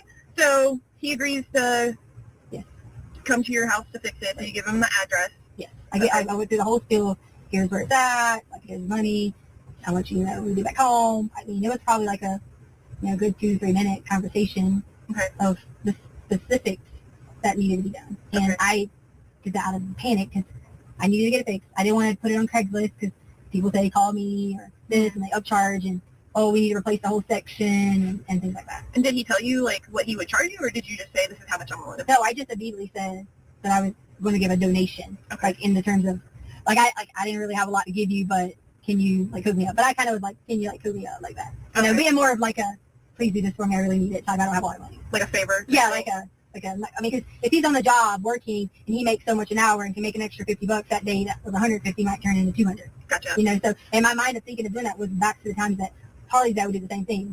He would be like, don't go pay a subcontractor, just go get someone who wants to work after hours, or whatever. And so that was my thought process. That'd be cheaper, faster, someone come do it right away, and then we're done with the situation. Okay. So what did you tell him as far as like how to get into the house and stuff like that? What do you mean how to get? I just gave him the garage code, and I explained where the carpet needed to be replaced. That was okay. There's no when you enter the home, there's no specifics. You just upstairs, downstairs. That's it. Okay. So you told him it was downstairs and kind of the area that it was in, or you walk downstairs, you would have saw it. Okay. Like it wouldn't have been like you needed to go search for it. I mean, that's common sense. Okay. Yeah. Like I I'm not saying you common sense. I'm saying to the person that's common sense, like, oh, that's carpet, Because see, I had to the rug right here, where I showed the police when they came, I had took the rug and put like a piece of carpet that was on it. But the problem with the piece of carpet that was on it was that was a piece of carpet that was from the outside. Oh, Like, okay. you know what I'm saying? Like we walk on it. And, It was like an extra piece. right. And I mean, sure, they could have, used the same carpet, but I needed a carpet to fit a specific size. So if someone Sure. had extra carpet, then why not go ahead and fix the whole thing? Sure. And we could have a little extra roll for hopefully there's ever any emergencies or anything like that. Okay. Yeah. Okay. Because I thought that there would have been some somewhere. In your house? Right. Okay. Because, like sometimes, I knew like when we had our home, we sold it, we left our square, what are they called, the hardware stores? We left like maybe like 10 little sheets and things like that. So like I thought, but in my mind, like, okay, no, I'm just going to go. I hadn't seen anything, so I had to, Go find go find it, yeah. Okay. And you act so much differently when you're trying to be impulsive and hurry up and get it done, quick decision, when I probably could have just been like, hey, let's look at something that we have maybe in the back corner, we could have cut a piece out or something like that. But I didn't want to go messing up another lady's house. An old lady's house? Another lady's house. Like, it's her house. Like the renter, like the owner, we rent from them. Okay, so you Yeah, rent. yeah, Okay. yeah. I thought you guys owned. No. My bad. Okay. So, so you left, so you went there, you said that he was about 5'8"? Yeah. Okay. What color hair did he I have? say 5, because my husband's 6 foot, just a little bit shorter, skinny, dark hair, dark hair like mine. You might think I'm Hispanic, so like I'm really brown in the summer, but I have brown hair too. That doesn't mean you're Hispanic. I know, but people always think that. So skin complexion was a lot darker than mine. Okay. So, I don't know if you want me to give you like a Sephora skin complexion thing, but I would say like middle to tannish Okay. color. And was his hair, like, did it have texture to it? Was it straight? Was it curly? Well, he had a thing on his head, so it was like a little, I don't know, like a little hat piece or something. And it was just, I can't tell you like a hairstyle because he had like a little brown like strap thing around it, but it was just like almost like jet black hair. Okay. But it wasn't like long. Okay. And then, what was his face shape like? Maybe like a little chubbier than mine. Okay. Like more rounded. Was there anything about his face that like stands out that would help us be able to find him? Like that would we be able to be like, that's the guy right there? Like, did he have? Well, I would notice there was like, or- sounds bad saying, but like maybe like a little bit of is it craters or like the little holes. I don't say holes. Like how you can see some people and it's got like a little like holy like skin around the acne. like acne? Yeah, like scars. Okay. Yeah, Like, that's really good stuff. yeah. So don't So feel like, bad about telling so us. like acne, like scars were kind of like present just a little bit there, Okay. and not bad though, not like super bad. But it could have been like even more like wrinkles or like whatever. But it's just a little section of like right here, but you can tell it was just like from like age or whatever, Okay. or maybe even from dryness. I don't know. I wasn't giving him a skin consultation, but I do remember there was like little spots here. Okay. Did he have any facial hair? Yes, he had a mustache that went right here, like around in this area, and that was completely it. Okay. It went like this here, like the. Okay. Yeah, I'm trying to give you this because I don't know how to say the wording. Okay. Just a mustache. Yeah. Okay. And he said his hair was like jet black. Mhm. Do you remember like could you tell approximately how long it was? For his hair, Like, was it long, short? yeah, I just told you that. I just said it wasn't long. It was the belt like barely fit around it, and like flat, like like little flat pieces here. Mhm. So not bald, but not long. Nothing was hanging on Okay. on the shoulders or anything like that. But it wasn't like a military cut or anything like that. Yeah, no, not a military coat or anything else. Okay. So kind of like medium length. Mhm. Okay. And then how old do you think he was? I would say easily late 30s, early 40s. Okay. But and based upon me thinking that too about the facial structure, you know how you look at some people's skin and the elasticity or whatever, and it's different. Like those little, you could tell that had been there for a while. Okay. Almost like it was like I don't say a sunburn, almost like you could just tell something had been. That's a very unique feature I just wanted you to have because that wasn't something that, like, hey, did the person have lipstick? This was, on their face Right. that would be permanent. Sure. Do you remember seeing any tattoos or any other like No, large I didn't remember scars things. I just remember the vest. I didn't see any tattoos. He had a shirt under the vest. Shirt or jacket. Okay. I mean, like, I say under the vest, but like, how you have the vest over and people wear the shirt? Yeah. That's like a Colorado thing. So kind of. What color was the jacket? Do you remember? Or I the shirt? just remember the red part. Cause remember I told you that I was like, I think it's red, but I Mhm. was talking about this top layer. Yep. Yeah. That the vest was red. Yeah. Yeah. And I didn't know if you remembered what color the shirt was that was underneath. No, I or if don't. you- Okay. I don't. And then you said he had boots on. Yeah, he had like the Rocky boots or like the construction boots. That Okay. you remember what color they were? Yeah, they were that light pink, like a sand. Okay. And he had, remember I told you he had the belt thing. I don't know, everybody has a belt, but You said it was a tool belt? yeah, it was like a strap thing that had a pocket. A hang. Okay. And I remember I told you that machine. But I don't remember like a specific color. It was just, oh yeah, you know, you see somebody like, oh, person in black shirt, and whatever. I didn't. Okay. You know, I do, but the face did stick out, and I wish I was good at drawing because I'd want you to like notice that or whatever. And it was like more rounded, kind of like craters type things. Sure. And then, so, and you went through the fact that, so you guys left there and you went to Petco? Well, we already talked about, I don't know if I got gas beforehand or not, but I told you guys I would be more than willing to give you the information from exact travel for the route, but we immediately left the Worsted Ranch area. That's what you're at. Okay. Yeah. So what was, you had said you were going to leave him the cash on the bar. Did you go back and put that there, or were you going to, like, or had you left that there whenever you left? No, so we have, I always have like everything that was in all the notes and everything like that was in the drawer that sits on this side of the kitchen or whatever. Okay. I had cash put in there because I had gotten cash, just playing the lottery. So I had gotten cash back from the lottery, and I had already laid it out on the counter. My mindset was the reason I already laid it on the counter was not because I had it predetermined I was going to leave it out for a specific person. I already had it laid out on the counter because I was going to give that money to Harley, and to Harley, because Harley has been paying on the dog because Chance, we finance him. Okay. Like, I say finance him, but she's paying him back whatever, and we always give her a portion of Chance and a portion of her car payment. So I was going to give that back to her anyway. Okay. And so in that moment, I don't even remember when I came in that I checked to see that the whole month I left her $100, but Okay. I didn't check in the moment if that $100, like when I walked in, I didn't say, hey, there was only 20 there. And my mind wasn't thinking about, you know, like it was gone. So I thought, you know, okay. But in my conversation with him, here's how much you want to do, donation, blah, blah, blah. So when I come in, I didn't think to go look to see if he left the remainder of the $100. Like that just wasn't in my mind because But it was already there on the counter whenever you had left. right. And that was just because when Harley got in, I was going to tell her that was usually like either I Zilly her money or, you know, like whatever we pay. You what? Zilly. Oh, I haven't heard of that one. Yeah, everyone else does Zilly. Like, so it's kind of like Apple Pay or whatever. Okay. They usually like I Zilly her money or things like that. But I realized this. I haven't had my USAA credit card in such a while, so I didn't have a way to go get it or whatever. So I had lottery ticket money. Okay. So I was like, I'll just use the lottery ticket money that I'd been stashing to go buy new lottery tickets. Okay. And do you remember, was that, like, when you put it out there, was it like 20s? Yeah, so it's always 10s, and the reason it's always 10s is because I tell myself I'm not playing anything like above the 10 amount. Okay. And I go to the Safeway all the time and put it in that machine. So if you put more than $10 in that machine, they're going to keep it. You have to. Oh, okay. You have to ask, like, you know, I put a 20 in there. You got to send 20 in lottery ticket. Okay. So you had $10 or $100 and $10 bills Yes. on the counter when you left. Yes. Okay.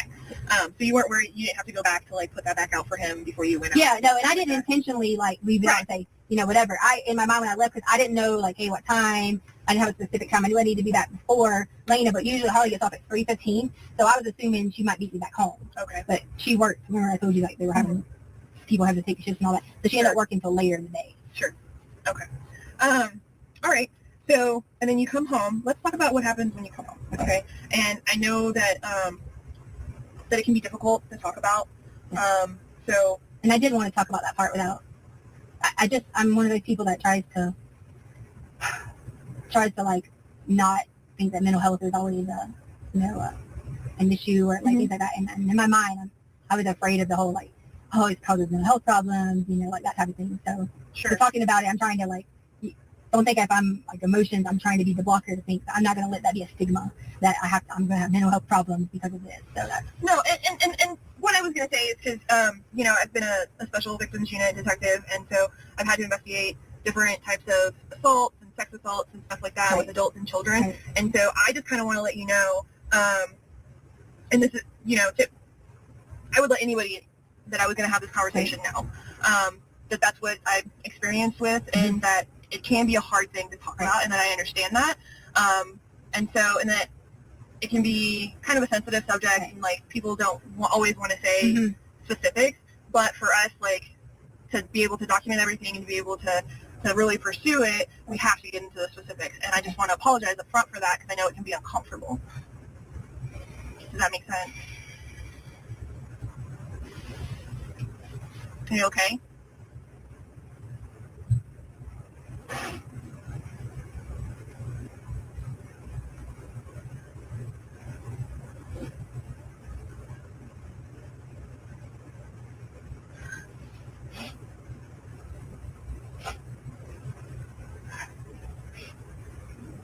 do I have to talk about that? I don't want to like I don't want to be dreaming anymore. I'm sorry, you don't want what? Like dreaming. I don't want to dream anymore about it. My mind keeps saying it. And like in my mind I keep saying it. And I'm trying to block it. I'm fighting a battle blocking out exactly everything, you know. Sure. Well, so if you would just ask, like I can say yes or no or something. I just don't want to be like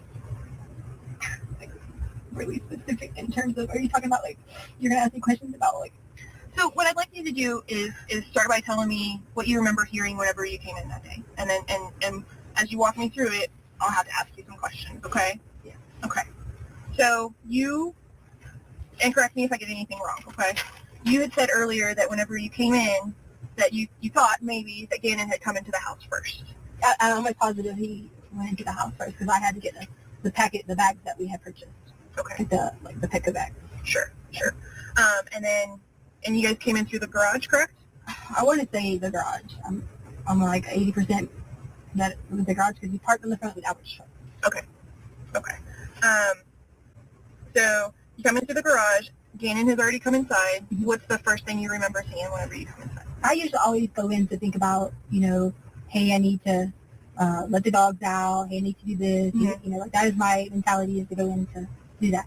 And the alarm could tell if no, it won't, because I had put those things on there. See, that's where the hard part is, because I can't give you that time, because yeah, it might.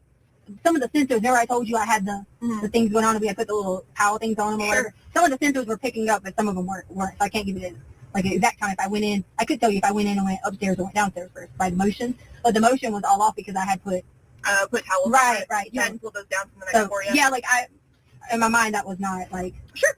Some of them like the one in the corner like hangs off the side, so it might have picked it up or it might have not. So if it wasn't for that, I could tell you by that, did I go straight in and go straight to the basement? Because it would say like, well, so I want to, so with this kind of conversation, it's really all about what you remember and what your perspective is. Okay. So I remember it was just basically being, you know, like normal, because I'm excited. We got, you know, new clothes for the pets, and we're coming in the door, yada, yada, yada. Okay. The day's halfway through. I knew I had specific responsibilities to continue out the rest of the night. My brain hadn't said, hey, you need to go check or anything with the money yet, because I just wasn't on that, you know, that direction yet. Sure. I was on the direction. I wanted to work out, wanted to listen to my music. I wanted to just, you know, like relax. That was my mindset. So it wasn't like, okay, this here, that type of thing. Sure. It should have been, because I gave someone the code to get into our house. But in my experience in Wilson Ranch, it's been that, you know, most everyone has they give people their codes and let them come in and fix things, and you know, like you can do the Amazon packages and have them delivered inside the door. So I wasn't thinking, you know, like I need to run in and check, make sure it's okay. If I felt that I was doing a harmful situation, that would have been my first off, I wouldn't have done it. But second off, I would have went in immediately and been like, did he fix what he's supposed to do? Did he fix something from the home? That would have been my initial thing. So it was a normal, I want to listen to music, I want to work out. I don't know, I might got something to drink. I don't, up and down, dogs, that type of thing. That would have been my, you know, mentality. But what, I didn't hear anything until I had my headphones on, and I thought, like, one of those things where you thought you heard something, because like the downstairs, if anybody makes any kind of noise, like a boing, it's like it echoes really loud. Oh, really? Like it has like a loud echo through the vent. Okay. So even sometimes, whether you're asking about noise canceling or not, even like having things on or not, sometimes it's just the way that, you know, they're sitting on there, you hear something, you know, and that was like, you know, almost like an echo noise. Okay. And that was, and below my room would be that storage room. Okay. So you were in your room when you heard that?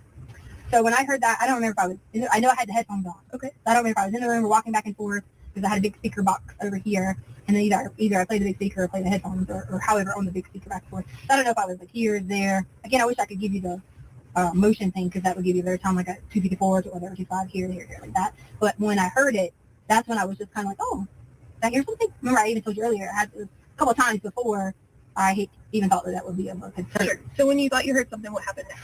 So I don't remember if it was one or two times or whatever that I kind of was like doing this here, and like back and forth. And that's when I told you that I, you know, started to walk down the stairs. And I told you that Dana was on to the right of the area. Okay. Like when you walk down the stairs, he was on the right of the area. Okay. And so that was over here. Okay. And was the guy just howled, or? No, the noise was probably because of like moving around, I guess, or whatever. And the door was like almost not necessarily like a semi-crack, but well, maybe a little semi-crack. I don't know if he was looking out, like peeking out or anything like that. And so I noticed that someone was right there. And that's when immediately it was just, there was no, it wasn't like, hey, how are you? It was, if someone's in your home, they're not there to, when they're not supposed to be doing whatever, they're not there just to like talk to you. It was immediate from then on. It went to that. Deanna came in. Okay. Tried to get on. So blah, let's blah, blah. let's slow all that part down. Okay. Mhm. So you go downstairs.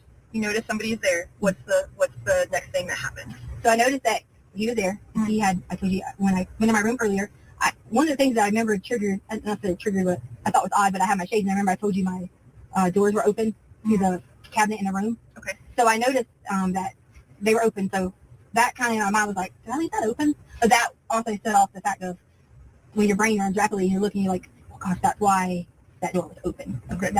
So like you put it together. Right. I put it together very, very quickly. And so that part ran back in my mind. And so immediately when he saw that, he saw me, I don't know if the intentions was to us to come in that soon. I don't know the intentions if it was to do anything, because I don't think the intentions was going to be to like take anything from us, because it was he already had on gloves. He already had obtained a gun from our home, like had already done those things, and immediately it was in attack mode for me.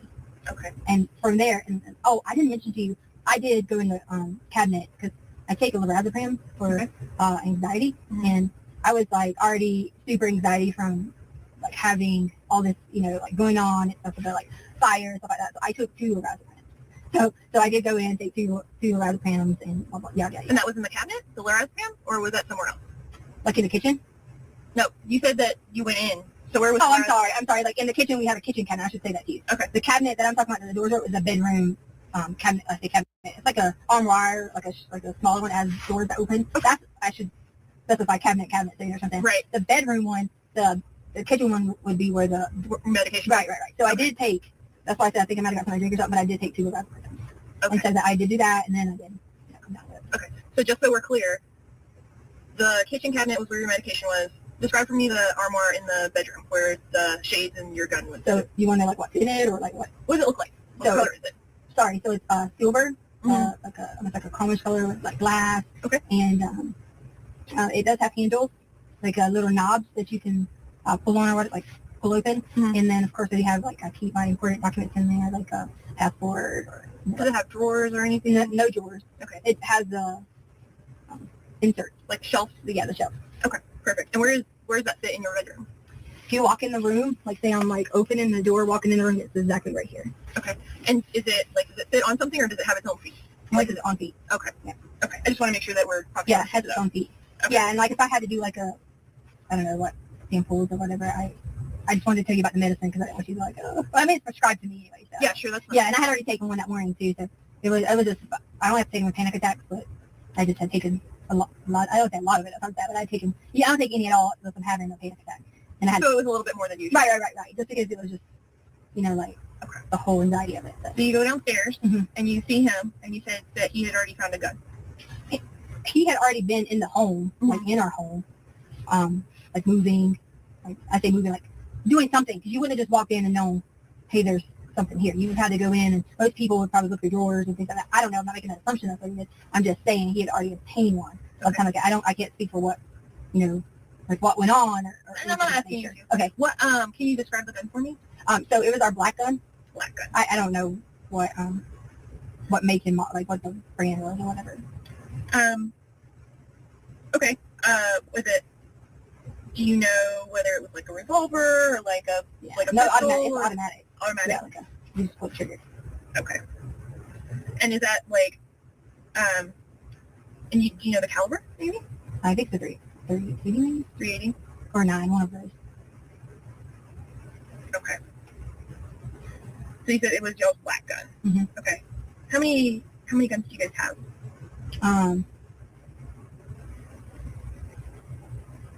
4. 4? Okay. What kind are they? I don't know the big one that Albert has. It's kind of like an AR something. Okay. And there's the shotgun. And so 2, I think they're both 2 380s. 380? Yeah, like I think it's like a 380 or like sure both 380s. Okay. And are they both black, or like sometimes they have like the colorful one? Yeah, mine's like a teal color. Okay. So you have a black one and a teal one? Yeah. Okay.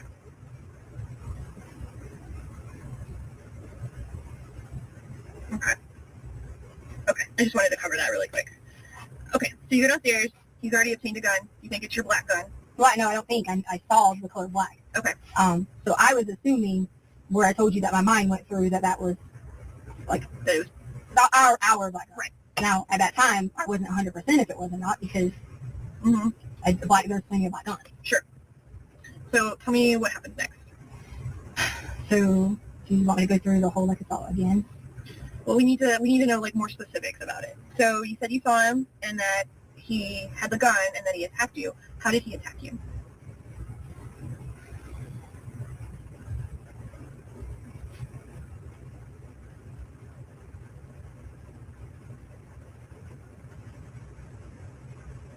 I know you said you worked with victims and stuff before. Mm-hmm.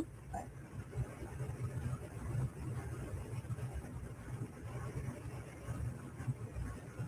it's hard to tell someone about people like coaching you.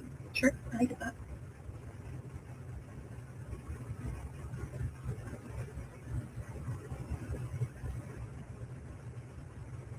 Can I just need to not relive that right now.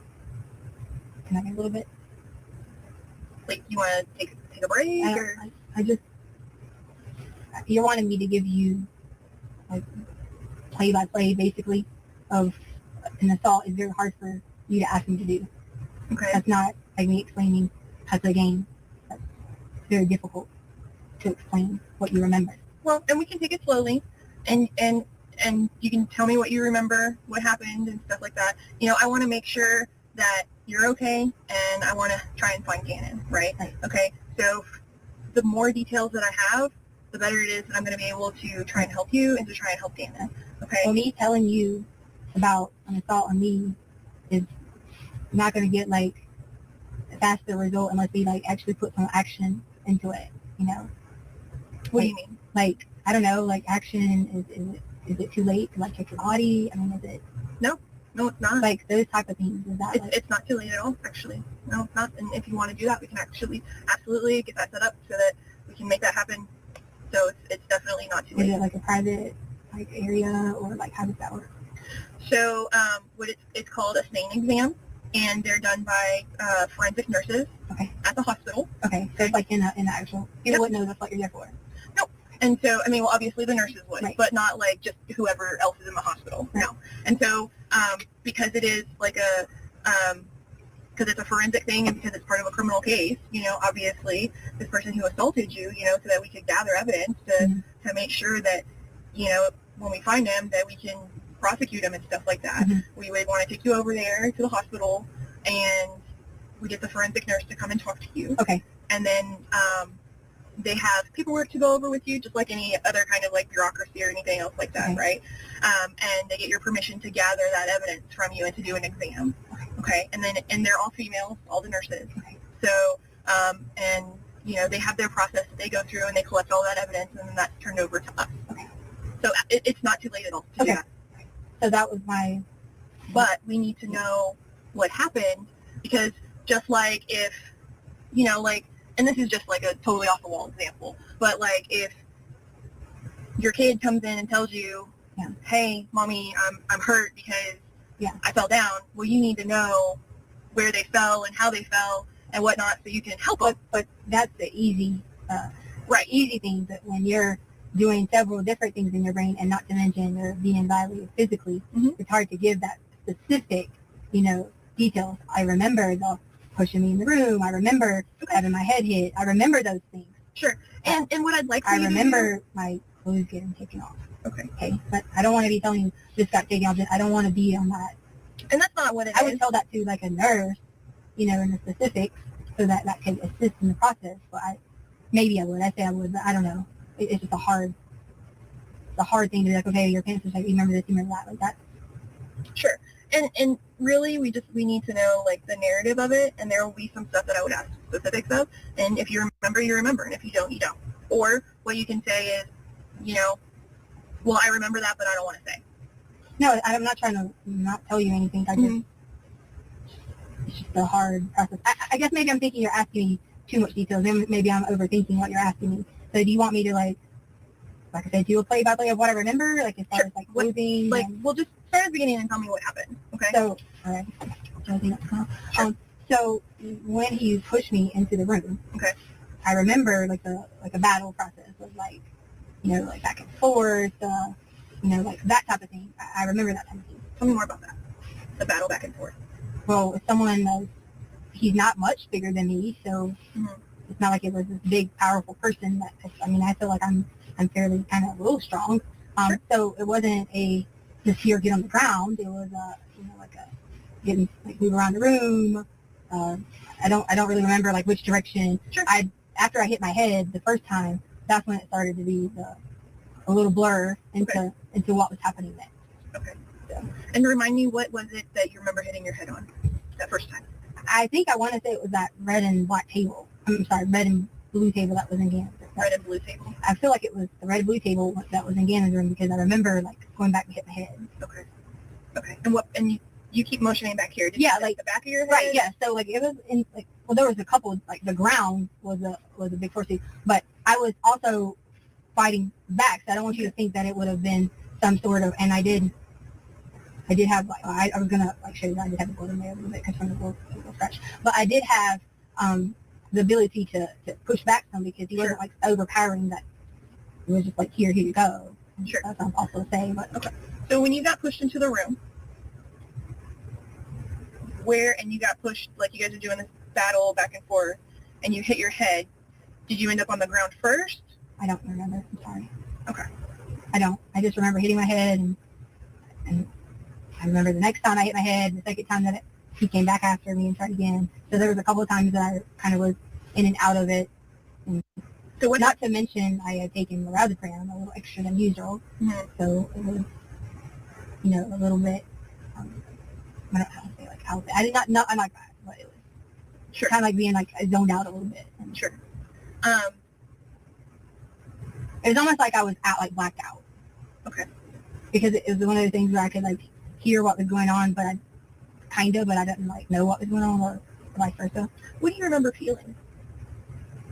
There was not like pain as far as like your female part.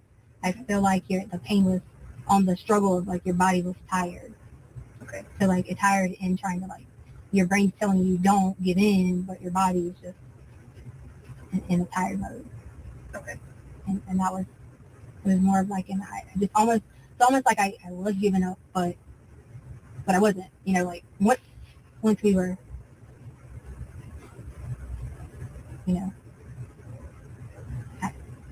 I can't talk about that part. So are you saying like once did he penetrate you?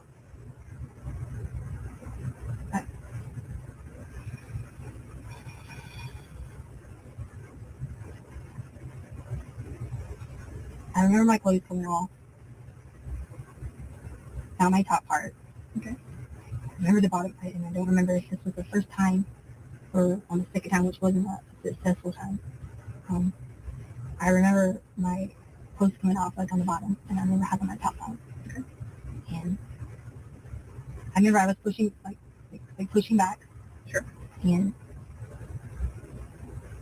then I like out of my mind, it was almost like a little blur because I hit my head again. Mm-hmm. Like how you're like trying to push up, like to push somebody off, and you get pushed back down and hit your head. Okay. And then it's kind of like, yeah, I usually completed it. Like, I'm not gonna. Here's the thing: is that this conversation, like what we talk about, is not. I'm not gonna run and talk to your husband about or his ex-wife or anything else like that. Okay. I don't want to give in because I didn't agree to it, but at that point it feels like I did give in. Okay. And thank you for telling me that. I appreciate that. When you say that you gave in and that he completed it, I don't remember about when I say completed. I mean as in I was able to have that bolt of energy to get up again. Type thing. I don't know if there was completed. I don't want to think about that. That's just disgusting. So I'm not asking if he like ejaculated or anything like that. That wasn't my question. I'm sorry. That's what I thought. So my question is, did he put his penis in your vagina? Right. Yes. Okay. Do you know? Okay. Sorry, that question. And that was when you were on the ground? Okay. And you said that he was pushing you down.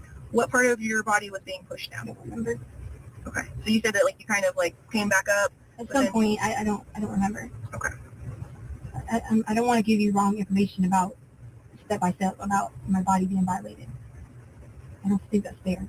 Like, I don't think that's, because then every time I have to keep saying to you, like, this is happening, I have to say that to you again, and I have to say that to you again. It's difficult. Okay. Was there anywhere else that you were penetrated? No. Do you mean like in the area? Yeah, anywhere else on your body? With this penis? Mm-hmm. Yeah. No. Okay.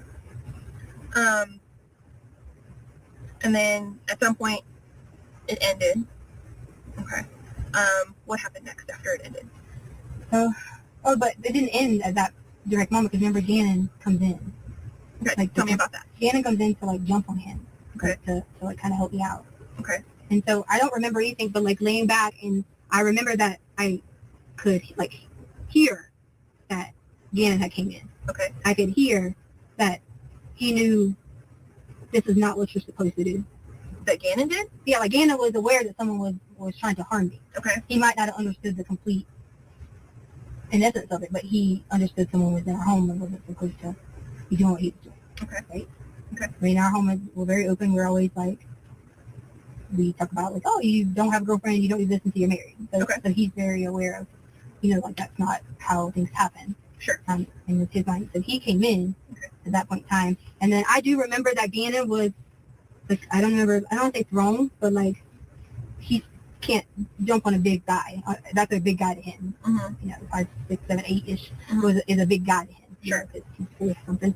And I don't remember from there. I just remember that Gannon tried to jump on him, and I remember Gannon was over here at this point in time, and then it was just kind of like a blur about what happened, but I do remember after, when I say finish, I don't mean what you're asking me about ejaculating. I do remember when that was with getting up, that it was a situation. So that was when he had the gun to Gannon afterwards, not necessarily at him, but had the gun and had Gannon. Okay. Can you tell me more about that? So I just know that in the way he had him was kind of not necessarily at like a here, if I had the ability to show you, it was more of like a, Just you have a look? Okay. So it was more of like a just wrapped around. So like Gannon didn't, when he recognizing like the gun, he wasn't trying to at that point fight back to him. Okay. He was just crying like to me, like to help him. Okay. I made the decision to try to send the other kids somewhere else, because what if I would have ran for help at that point in time? I had every opportunity to run for help then. Mm-hmm. And I'm not a good enough shooter to like, or I really don't, to like run, go, feel like I'm gonna shoot somebody, because someone else has a gun too. You see what I'm saying? So I'm just not, my mind wasn't thinking that of trying to create harm if I made a dumb decision. Okay. And that was probably where I should have done some sneaky technique of, I thought about it after. I should have like gave Lena a letter, or something like that, and said, hey, go to the mailbox, take the neighbor's letter. Like, this was something I thought about after, but I didn't think about it in time. Okay. Like in the So, time frame. so when you were on the ground and Gannon came in, what do you remember hearing? Him yelling. What was he yelling? Like he was yelling my name, like directed specifically at me, as in like. Gannon was? Yeah. Like, what does he call you? He goes, well, I just remember I told you about my name thing. Yeah, that's what I was asking. Yeah. So he was saying Tesha. Tesha? He was like saying, are you okay? Okay. And then that's when he realized I wasn't. Like, and I say I wasn't, but he realized I was kind of like in and out of it. And what were you saying? I was like immediately like doing, the first part was, doing the first time was doing the pushback, like get off of me. So I wasn't, said that? but I wasn't communicating with Gannon. Okay. Like I wasn't saying, Gannon, go, do this specifically, or like I didn't say like run, go do it. I didn't say anything directly that I recall. Okay. Now maybe I did that I recall wasn't specific direction, to guide him in any direction. That was more of like a battle, but like a back and forth thing instead of being. But at that point, I do remember like when I was down and you kind of get like that little concrete where your head jars back a little bit, where your head jars back a little bit, kind of maybe a little like dizzy a little bit. And was the man saying anything? I don't remember anything but noises. What kind of noises do you remember? Noises. I can't guess. That's the thing, right? So like I can't put words in your mouth. I can't guess. So I know like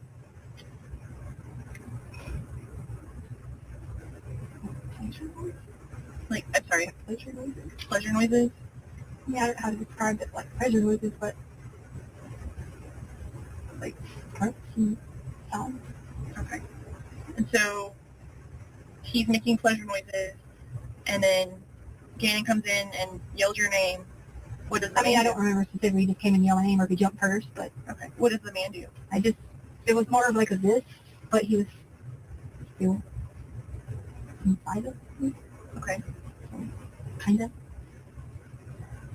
I say kind of, but like he's moving, Okay. so obviously he's got to put more like, you got to put more like force on your body.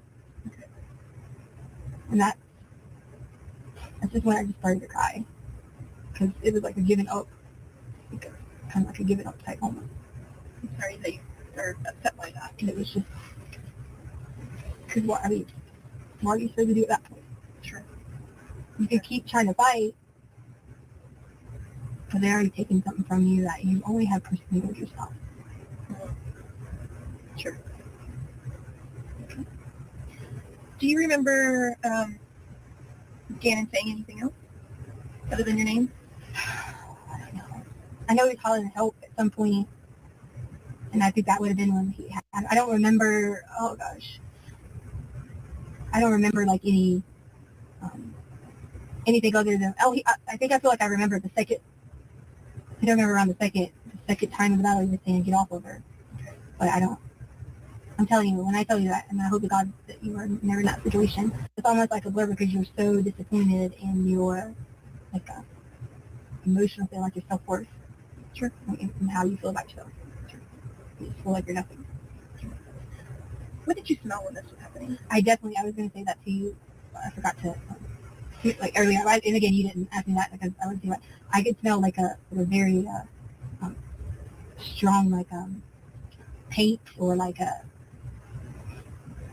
almost like a paint, like someone had been painting, or like they were around a house that might have had the drywall, almost like it was like a work smell. Like you're doing this like the drywall. Are you talking about like paint or like the texture smell? Yeah, or? like the powder of the drywall. You know how like you sand, Sure. and it has like that smell. Mm-hmm. Like I could smell that part on them, but I feel like at one point I thought I smelled alcohol.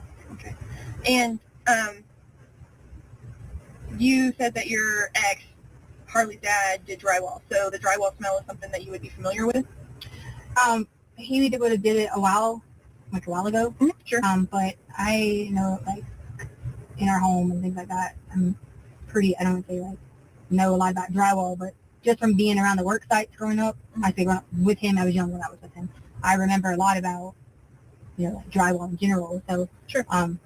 I don't know if it's specifically drywall. It's more of like a sandpaper-ish type smell. Okay. Like okay. Did you smell anything else? You said you smelled alcohol. At one point, I remember smelling like not like a deep, strong alcohol smell, but I could have like a sense of alcohol, like a breath of it. Sure. Sure. Almost like aroma. Okay. And it kind of was like I don't know, almost like a foodish, like a salsa type smell. I remember at one point. Okay. Like you kind of like you walk into a restaurant and it smells like some fresh tomatoes and like that. Okay. What do you remember feeling on your back?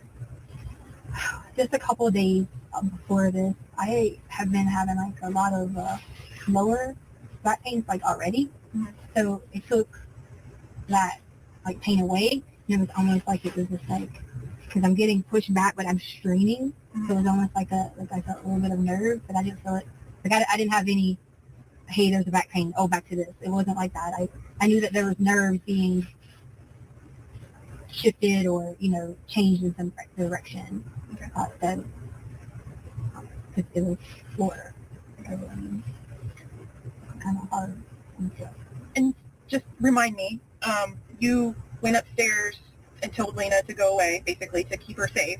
And then you came back down, and that was when he had Gannon, or he had Gannon before you did that?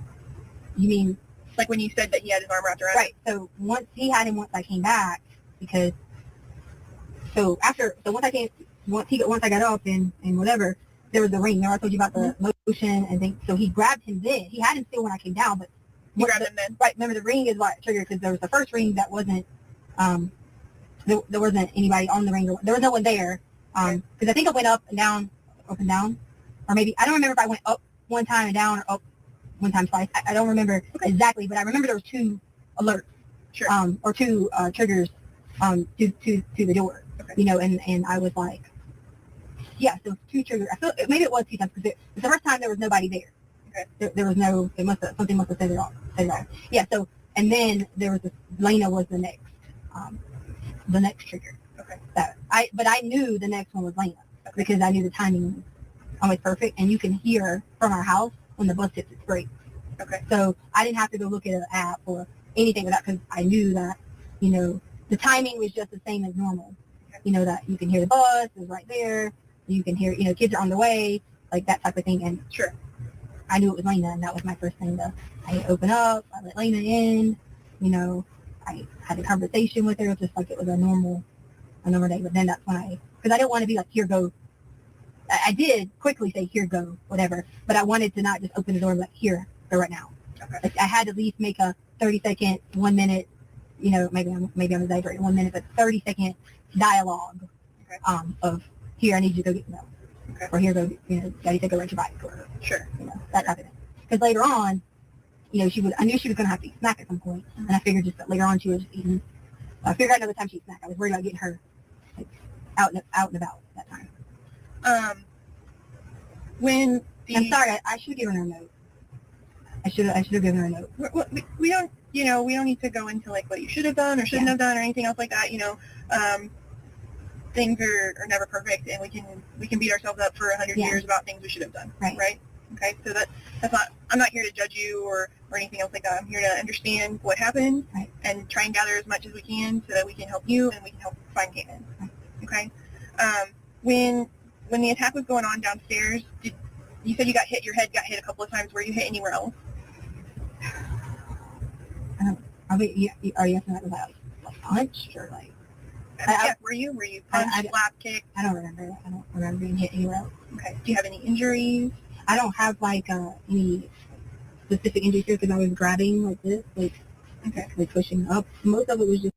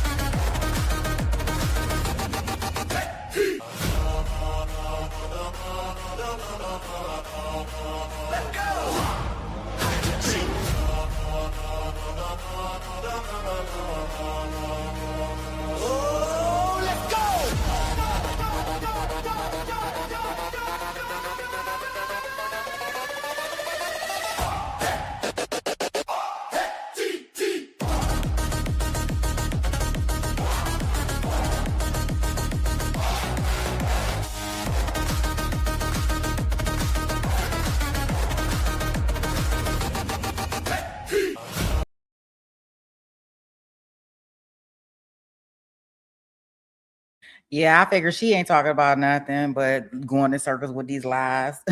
I figure I might as well try out the loop song that OnlyFans did for us. Thank you so much, OnlyFans. Yep, it worked. I got it downloaded. It's already on the little sound thing. So we are in there. Thank you so much. I got 4 minutes of uninterrupted activity to jump to. But yeah, she ain't talking about nothing. So I figure I would just wake everybody up from her talking in circles. And if anybody think that she kind of like on speed or something, I am playing it at on 1.25. So it may seem like she a little jumpity, just a tad bit, but that's just so we can get through her testimony. Yeah, she is still talking. I think this is like 3 hours long. So yeah, I got it sped up so we can kind of get through her testimony, and then we're gonna try to move into day 8. And I can't wait to get in day 8 because that's when she gonna flip the bird. Bird is the word. She must don't like this detective at all. That's on the stand, because she gonna flip the bird to her. She don't like her. She don't like her. So I'm hoping that we can get into day 8 before we start our live trial coverage at 12:30 with the family setup trial. I am at 10:30 going to be premiering a portion of Catherine's or Caitlin's or whatever her name. I don't know why I don't know. Some days I want to call her Catherine. Some days I want to call her Katie. I don't know why I want to keep getting her name mixed up, but at about 10:30, I'll be premiering her testimony. So if you didn't see it, the second half of her testimony, I'll be playing that around 10:30, and then we'll go directly into our live. But for those that have seen it and have not seen TT, you'll have your choice of your selection, whether you want to listen to TT or you want to listen to, I guess, Katie. All right, guys, here we go.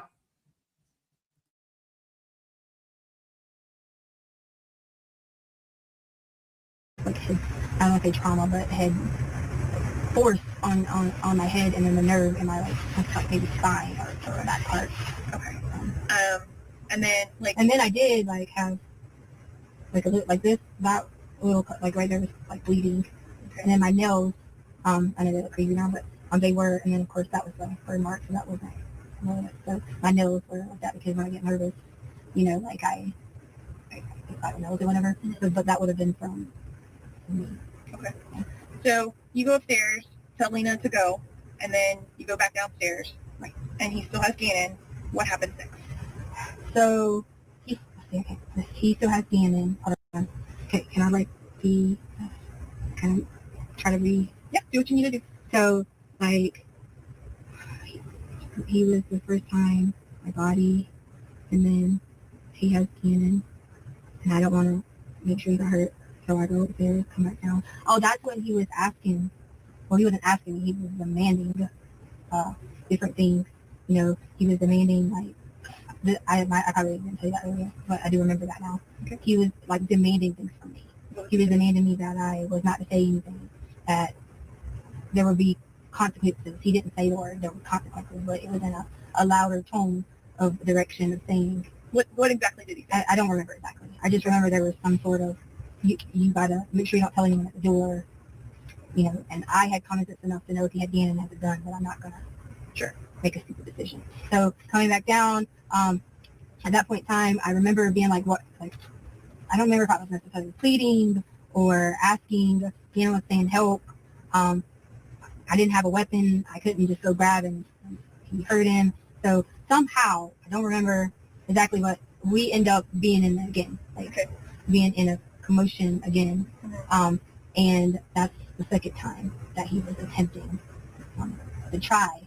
And that's when I kind of went completely on blackout, and I don't remember. Oh yeah, I remember I told you he was demanding different things, mm-hmm. And I gave him a brown suitcase. I gave him a box that was in the room. He asked me, he demanded the brown suitcase. Well, he didn't demand the brown one, he demanded the suitcase, and I just gave him the brown suitcase. Okay. And in my mind, I didn't know. Can you describe the suitcase for me? I don't remember. I just remember we had like 10. Okay. I just remember the brown. Is it like a check bag, a carry-on bag? Yeah, maybe like 27 inches, maybe. Okay. So it's like one you would check, not one you would carry you can't check 27. You can only check 20, 21.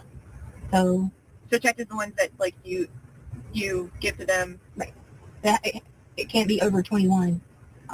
Like spinners or whatever can't be over 20. It has to be over 21. It doesn't have to be over 21 check, but if it's over 21, it can't be a carry-on.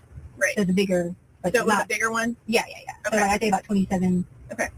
inches, or I say inches or whatever. And I thought he was gonna put things in our home in it, like Okay.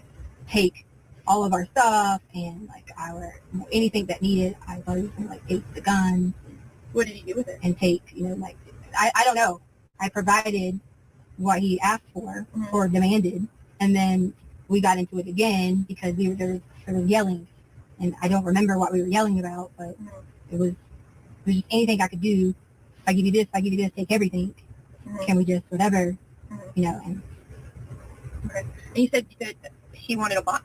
yeah, he that was one of the things I'm trying to remember all of it. That's why I said I thought he was going to pack our like whatever there was in our home. Because originally I didn't think that he was in our home to take. Remember I told you I didn't think he was in our home to take something because he was trying a gun. But at that point I thought he was going to like clean us out.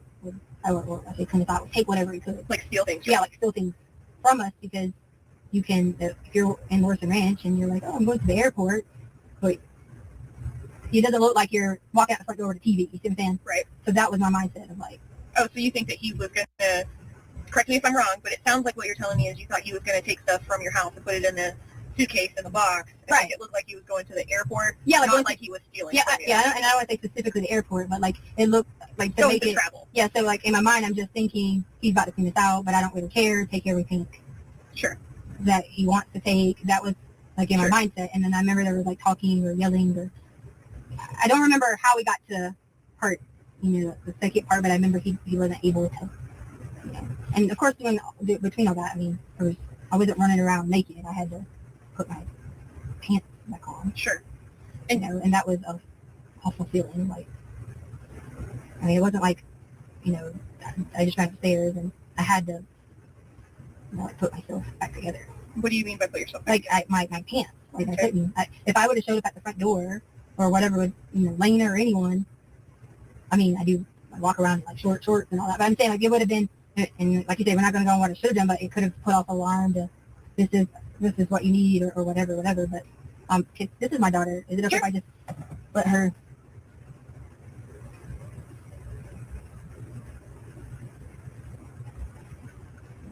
Uncle wants me. Okay.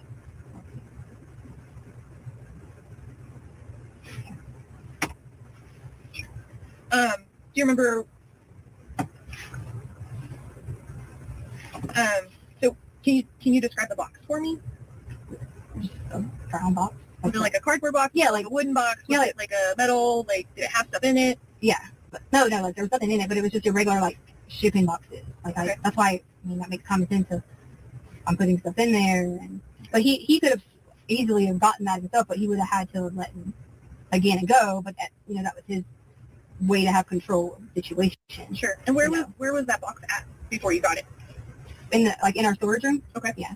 And is that where the suitcase was as well, or? Yeah, I got the suitcase and the box, and I was saying things because I did think he was going to rob us. Like I say, like, take all of our stuff, and I started out with being upset about being robbed, and then it was like, take anything you want. That thing. Mm-hmm. It sounds really scary. Yeah, it definitely is. Because in my mind, I'm like, but I knew if I am given into the situation, then I can get what like what I would expect the result out of it, which would have been that everybody would have been safe, and he's going to get what he wants. And his intentions was he saw someone that he wanted to take advantage of. And So you give him the stuff. There's another altercation, and you said he couldn't, and you kind of trailed off. yeah, like he couldn't at that point in time like take my pants back off like it wasn't like the first time. Okay. Because I was more of in a like lackadaisical thing at that point, because once we were like, when I hit my head the next time on the thing, I think that hit some sort of spot that I don't really remember after that. Where was Gannon with it? I don't really remember altercation after that. That's where it kind of was. Everything from then is a blur, and so it was me telling you that was like, what do you mean you don't know what happened after that? And no one's going to understand that unless they're there in that moment that I don't remember. That's not what I'm saying at all. I have to ask the questions, right? Because if I don't ask the questions, then somebody later is going to be like, well, what happened? What happened next? Where was he? And Right. I can't say, well, I didn't ask, right? Right. Like I have to ask the question. Yeah, I'm sorry, I wasn't saying, Yeah. I was just saying Yeah. like in general, not specifically. Right. But, So if I ask the question, I'm not trying to like make you feel bad or anything else like that. I'm just trying to understand and make sure that we cover everything. Right. Okay. So you say that you hit your head again. You kind of don't know what happened next. Do you remember, or I guess, can you tell me how this ended? I just remember like being out of it, but I could also, like in my mind, like I could hear, like loud banging, but I don't remember. I couldn't see, like what was going on or anything like that. It's almost like I could hear a little bit of a struggle, but I don't know what was going on. Okay. And that for me is hard because I need to know, like, and I hope it, it's like dreams. I'm like, maybe I'll dream and remember what was going on, or maybe I'll have like a recollection later of, oh yeah, I remember this, but I clearly have been pounding my brain to give it to you about like exactly what was happening. Sure. At that point in time. What's the first thing you remember after this incident, after the attack, the second attack? I just remember being like, where's Gannon? And I was freaking out because I didn't know where he was at. Okay. And I didn't see anything that would have told me. And I thought he was hiding. Okay. Like I thought maybe he was in the closet or somewhere hiding so that he knew, like he would be okay, like away or whatever. I thought he was hiding. Okay. What was the first thing you did after this happened? So I was calling his name because I did think he was hiding. Okay. And at that point in time, once I realized that he wasn't hiding, I went into that mode of like, okay, I'm fix this. Help me understand how you understood that he wasn't hiding. Well, because if I am saying to him that I assumed that everything was, I didn't see the guy in my like sight, I'm assuming that he was hiding, like in my mind. So like I didn't see the guy, so I'm assuming he's hiding. So then I'm asking him, like, Gannon, where are you, Gannon? Okay. So then when I realized Gannon would come out, or again, I can't say we do different things at different times, but if Gannon thought it was safe, he'd come out. So then, in my mind, to be honest with you, when I said I'm gonna fix this, I thought Gannon was still hiding. So when the detectives searched the home, I really was hoping that's what was gonna happen, and he had been scared to come out because he didn't know if it was safe. Okay. Or maybe if he was like, had hit his head or something after what I don't remember, he could have been, somewhere hiding and maybe I don't know. I don't want to make an assumption of how he could have maybe not been aware or alert. My thought process was when the guy said he was going to search the house, that I was going to find him. Like we'd find him. That's when it really set in that I didn't know where Gannon was at. Has Gannon ever hid in the house before? Not that I'm aware of. I mean, they play little like back and forth of like, like hide behind the sofa or like boo, but it's only like a little bit of time. But but we don't have like the violence of him seeing another man hurting someone. So I would think in that moment he would have been hiding. Okay. But he wasn't prone to be like, I'm going to hide out. But his personality is very like mellow and like actually getting along with people and that type of thing. So yeah, and I think that somebody who talked to the school and like they had said that he was pretty laid back and just kind of quiet. Right, and that would have been my thought. Again, Gannon was on his medicine, so he has a different the way he acts is differently than when he is on his medicine. Sure. So he would be a little more hyper, so that's why I would have expected that he would have come right out. But then, because on his medicine he'd been like zoned out, knew how to make decisions correctly, because he's just like that. When he takes it, you give it to him, he can't do any schoolwork unless he has medicine. Okay. Like, reading off everywhere. So my mind was thinking he didn't take his medicine, so. What's his behavior like when he doesn't take his medicine? It's not bad. Like, it used to be where you couldn't get him to focus on anything. Like, if you went to church, you could not sit in church without electronics. And I know that might have been a little bit willful, but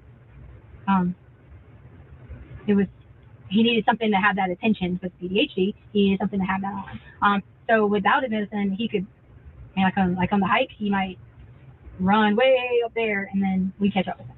Because like that much energy. Okay. And is that what it was like on Sunday? meaning the hike? Yeah.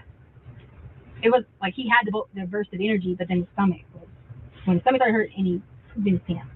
That's when he took more of the, he was able to control it because he was focusing on his obsessions on cleaning his body. Okay. Because, I mean, imagine like walking around. Sure. That would be uncomfortable for Right. pretty much anybody, I think. Okay. What happened to the gun? So, okay, so the gun, this is how I knew, I didn't know in the time that the gun was ours. I didn't know in the time the gun was ours. I just assumed, because it was black color, that it was, you know. So remember I said that I put the stuff back in the closet, I put everything back the way it was, because obviously at that time I hadn't told them what had happened, because I was in that mentality of I'm going to fix it. So I put everything back in the position that it was, and he did not take the gun. He couldn't have, because the gun when I left it would have been upstairs, but I didn't bring it downstairs, but that was our gun. So that's how I knew for a fact that he had to have our gun, or either he had it in the process of stealing it and somehow it fell and he maybe had another gun. I'm not sure about that part, but I do know that I put it back in it. So where did you find your gun? Correct. Where, my gun? Or yep, after it was over and you said you were putting everything back where it belonged. Yes. Where was it whenever you found it to put it away? So like at the carpet, because the carpet roll piece had like fallen off, so it was at the carpet. Okay.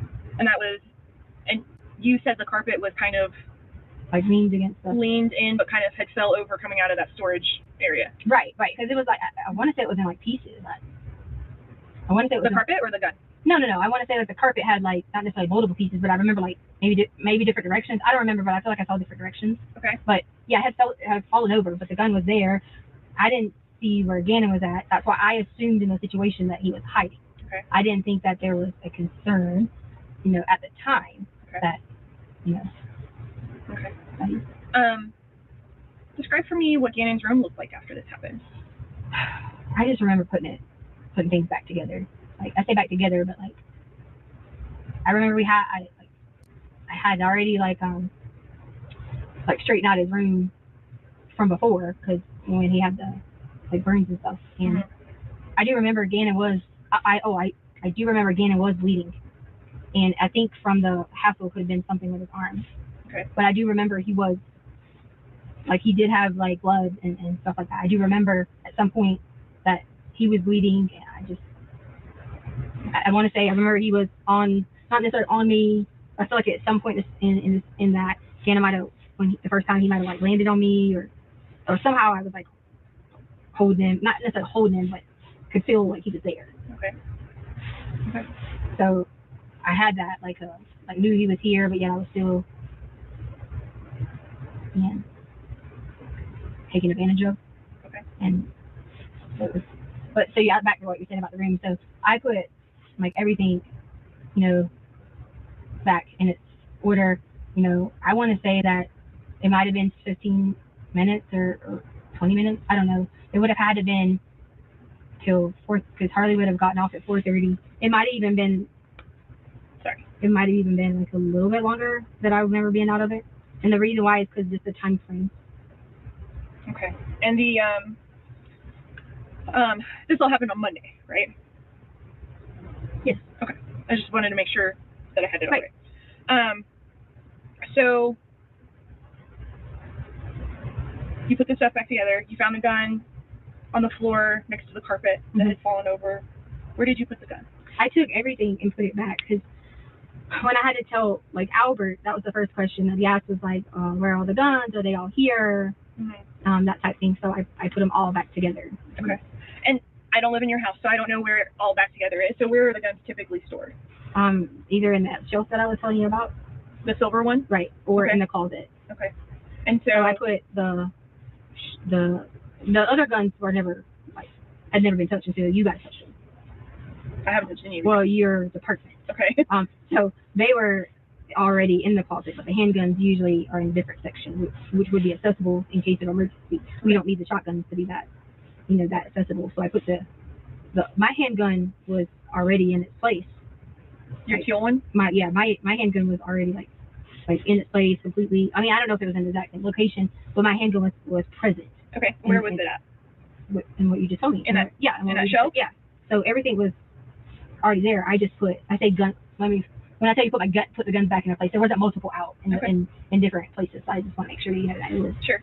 it was, I put that gun back with its partner gun to Okay. make sure it was in the same location. So you put the black handgun back into the silver armoire Mhm. thing, chest thing, with your teal handgun.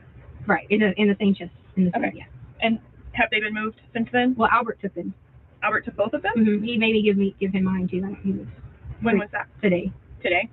So like he took all. Then when you guys, I guess you guys, I'm sorry, in your department, I guess they went through my closet or whatever. Okay. They still left the guns in the closet, but you know they weren't in the same place that they were. Sure. And so Albert took all them too because he was like, "Oh well, I don't want you to harm yourself," and things like that. He was saying these things to me, so he took them all and made me give him mine as well. And that was today? Yes. Okay. Do you have a history of trying to harm yourself? No. Or? He'll say things like, he tried to say something about like I'll grab a knife. He is not true. I do not do that. Like I have never done anything like that in my entire life.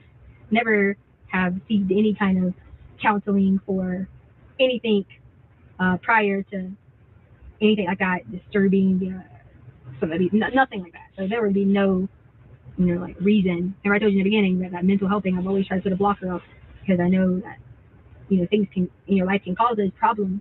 And I just never, I never did anything like that. Like, I might be like, because I was raised in the country, so it might be like someone says something to me, I'd be like a funny thing, like, you better watch out, like that type of thing. Sure, yeah. But not anything that would have been like, I'm going to cut myself and harm myself. He was, like in his military mode, protection mode, and well, he cares about you. That's good, right? So he wanted to just take everything away and from there. So so he's like, I don't want you to hurt yourself, and I was like, what? Okay. So I just want to kind of like sum up what I think about, or what I kind of know generally about what happened on Monday. Okay. So Albert didn't go to school that day, or not Albert. Gannon. I apologize. Gannon didn't go to school that day because he was not feeling well, and because you guys wanted to get the carpet fixed. Right. You went to the new build area, and you met Eduardo. And you arranged for him to come over to your house while you were gone to work on replacing that piece of carpet for you. You said come over to my house while I was going to work on replacing that carpet? Yeah. You gave him the garage code and stuff so he could come in and But you said I was gone when we replaced the carpet. Well, I was gone shopping while he was gonna do the carpet. Okay, I got you. I thought you said it. I was making sure that you hadn't twisted the way I said it. And that's exactly right. I want to make sure that nothing's twisted. Yeah. Okay. So you were gonna go to Petco, do some running I around. didn't set out to go Petco. I set out to go shopping and get belts and new. Yeah. Just happened to be Petco. Yeah. So you were gonna go do some shopping, and he was gonna go fix the carpet. Okay. You left the house around 10:30-ish, 10:30-ish, and then you go. At some point you got gas. You went to Petco twice. And I told you Starbucks earlier, but it was actually Dunkin' Donuts. Okay. Yeah. Got coffee. Yeah. Dunkin' Donuts maybe. Okay. And then you get home about 2:30. 2:30.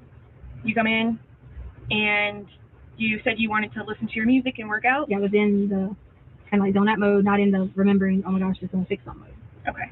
And then sometime between that 2:30 or after you got home at that 2:30 time frame, you were getting your headphones, putting your headphones on, music, zone out, whatever else you thought you heard something. You went downstairs, and that was when this attack happened. And then what time does Lena come home from the school bus? It depends. They change the school hours. It could be anywhere between 3:15 and 3:30. Okay. Depending on. So 3:15, 3:30 is the typical time Lena comes home. You don't want her to be in danger, so you send her out to go ride her bike and check the mail. And you go back down. Another altercation happens, and whatever. The next thing you remember is that you kind of come to, and Gannon is missing. Right. Okay. So and that was probably like around 4 o'clock. Yeah, because it would have been, or it could have been 4:30, but it wouldn't have been after 4:45, because Hollywood took 30 minutes to get home, so she hadn't got home. Lena was still riding her bike or out and about. Yeah, it had to be 4-ish. Okay. 4:15, no later, like I said, than 4:45, because that would have been, Harley would have been already like on her way home. Okay. All right. So I think I have a pretty good idea. I'm pretty sure that was exactly right. Okay. Because I think I told because then I sent Harley and Lena to the Dallas Street. Yeah. Yeah. Because Harley had to do Lena. What is the you have an alarm on your house? What company do you use for that? ADT. ADT. Okay, I'm just gonna write that down. And you have the same, is the passcode for the ADT stuff the same as like your garage door code and stuff like that, or? Like, you mean like the login? Like when you go in to disarm the. Oh, yeah. No. It's different because, the alarm is, Jan's birthday. Jan's birthday? Yeah. Okay.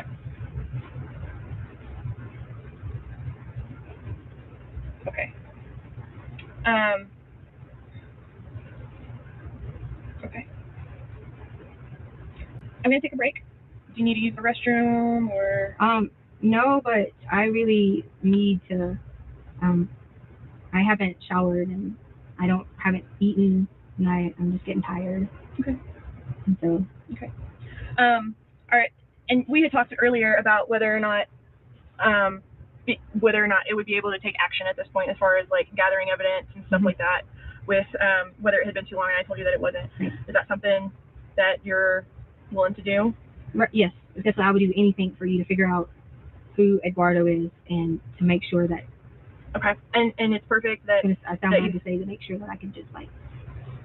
Okay. What pants were you wearing when all this happened? There was a set of like clothing, and I had like washed the stuff like you guys. Yeah, sure. It's fine. I get it. Had taken some of the stuff out or whatever, but I put it with all the stuff that like I had washed and stuff like that. I don't remember if it was a black and purple or black and blue, but it was like sporting athletic pants. They were on my chair when I went home last night. Were they like leggings or joggers or? Yeah, they were like kind of like this. Like sweatpants? Yeah. Well, but more of the nylon-ish material. Okay. Yeah. Okay, and so they were like black and maybe purple or blue. Yeah, it was one. I wear like a lot of Nike and stuff like that, so it was one of those. Okay. And you didn't give them the alarm code, right? You just gave them the garage code, because. Yeah, because you don't have to have like the alarm code to come in the house. Okay. You have to have, and that's assuming that I even set the alarm. I mean, I may or may have not. I mean, typically I try to, log into my phone and do it if I forget. But that's just assuming if I had, whether I had or not set the alarm. But I'm pretty positive. I don't say positive. I'm almost certain that I had set the alarm. Sure. But it doesn't have a sensor on the door. Okay. Like on. Are you able to see if you log into your alarm account whether or not it was alarmed at that time? Yeah, that's what I was trying to show you, but I couldn't. The service. Okay. Okay. You might need to like plug into the Wi-Fi or something like that. Yeah. To do that. And there's open Wi-Fi. It's like ETC guest. It doesn't require a password or anything like that. So if you want to do that, do you use the restroom or anything like that? No, I'm actually. Am I like free to leave or? We're not holding you here. We'd like to get you over to the hospital for that. No, I would totally do that, but I really am. I just want to get some food and take a minute, and I can drive myself to the hospital. I don't want to feel like I'm some, person they're going to look at differently because I am showing up with, police and people, and that's why I asked you, was it a secret, like where people would know? Because I understand you have a goal and a purpose, and that is our common purpose to have done here. Mm-hmm. But I also am thinking about how. Well, emotionally. Yeah, and I get that. And so I will tell you that if we drive you over there, we don't go in the front. We go in a back way. So you wouldn't be seen by the general public or anything like that. And obviously, we're not in like uniforms. Everything is concealed, all that other stuff. So it's not like we walk in with a scarlet letter or anything else like that. So, okay. Let me go check on a couple of things really quick, and then I'll be right back. Okay? Okay, you said I was free to go. Are you wanting to leave right now? I'm really hungry. I'm thirsty. Look at my lips. They're chapped. Okay. They're like really bad. Okay. I mean, you guys know it's not like I don't answer or talk to you or anything like that. Okay. I've kept open communication with you. Okay. Can you give me just a few minutes to just check to make sure that I've covered everything that I need to cover, and then I'll come back in? She said that I would be able to go. Like, she didn't say I would be, like, I mean, I'm sure I've been here hours. And she said specifically that I would be able to go. And I'm not saying that you can't. I'm asking if you can give me a few minutes. I can. If you can, you just call me, or. I mean, I still have like, I have to maintain my mental health in this whole situation, and that's very important. And I just want to go. My lips are burning, and I want to take a shower. I mean, look at my fingers and all those things. Right. So it would be better to get the forensic exam. I'm not going over there like before you not get a shower. not like cleaned. I'm not doing that. Like as in shaved and things like that. I'm not doing that. I haven't showered in 2 days. That's disgusting. I'm not doing that. But I will gladly go. Well, I mean, so you're saying you want to go take a shower before you go get the No, exam I done? didn't say I was going to go take a shower. I said I need some time to just rest. I'm exhausted. I want to take a shower. My hair is nasty, and I'm not going over there dirty, smelly for someone to. But you realize that's how we gather evidence, right? So if you go take a shower right now, and I understand that you're uncomfortable, right? And that you want to take a shower, right? And so that's why I would like to get you over to the hospital to get the exam done. Okay, well, then I'm driving myself there because I'm not getting escorted to an exam when I'm already going through a difficult time with having someone violate my body. To whether you go in the front or the back. I mean, am I not allowed to take myself there? I didn't say that at all. I'm trying to figure out, and I'm trying to impress upon you, if you go take a shower, then you wash away the evidence. I know, I understand. I just said. And you said you weren't going to go over there while you're. Yeah, I don't want to go dirty. I can at least go freshen up or something. I'm. Okay. All right. I'll be right back. Okay, so can you show me how to leave? Please? I have to go over here. Let me get somebody to escort you. Okay.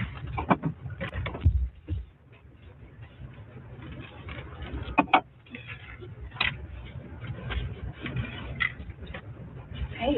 Hi. She said that I could go. Well, can you talk to me about what's... You told me I could... I know, but I left. I understand so we that. started and I left, and I just want to get the fill in. So I have a couple questions about Sunday, if you're okay filling that in. I know you're tired. I'm tired. But said that I could go. I just want to take a break. That's all I'm asking for. Where do you want to That means I want to go? go rest. She said I could drive myself to the hospital, so I just don't want... What do we need to go to the hospital for? Am I able okay? to just go? I mean, what do you mean am I okay? This is the first I'm hearing about a hospital. I mean, what's going on with that? This is why I'm waiting, because I have already given her information that you guys can clearly watch and see, and you can know why I'm going to the hospital, because she wants to get DNA, or to have your body checked for Were you sexually assaulted? When did that happen? It happened on Monday. On Monday? What? I can't right now go through it again. I can't. Okay. I can't. So let me make sure that we've got everything lined up for a SANE exam. That's what you're talking about. Yeah, right? she's gonna do that, and I'm gonna just take a break. I want to get food. Look at my lips; they're chapped. I haven't. You want some food? I know. What do you want to eat? Okay, she just said I could be escorted out. Okay. I promise you have my number. I haven't not. You're done with all that? Right. I haven't not communicated with you. I have been. Are you done with that cook? Nothing but. Can I not take it? You can if you want. Yeah. I just didn't know if you were done with it. We recycle too. So. Oh, okay. Yeah. Okay. Hang tight for me just real quick. Let me make sure that she doesn't have any other questions because she finished up. She just said. Okay. I get that. I get that. Let's just let me double check with her. She said I could go. But she finished up the interview. I don't know. Holding me here? I'm not holding you. So can someone walk me out? You want to leave? I will clearly answer your questions. I just want to take a break. I've literally followed all your. Where do you want to go for your break? I want to see my child. Okay. I want to get lunch with her. Well, I'm more than happy to get you lunch or to bring your daughter here or whatever needs to happen. I'm not saying that you can't leave, but I would like to finish up this conversation with you. There's a couple of questions about Sunday that I have, and this is the first time that I'm hearing that you're sexually assaulted. Are you saying that? Right? That would be, well, you came towards the door to open the door. If you'd like to have a conversation in the room, we can. It's up to you. But like I said, I missed out on a bunch. So am I still able to just go and chill out? No, we can just sit there. Where do you want to go? So am I not allowed to? I'm clearly asking the question. Well, I'm trying. So I guess our communication isn't the greatest at this point in time. Are you wanting to leave the office to go get something? Right. Yes. I just. Okay. I clearly have. You have my number. I'm not. Okay. I'm not gonna not answer you or anything. You need to answer you. My name's Ben. How are you? Good. Good. So let me tell you. So.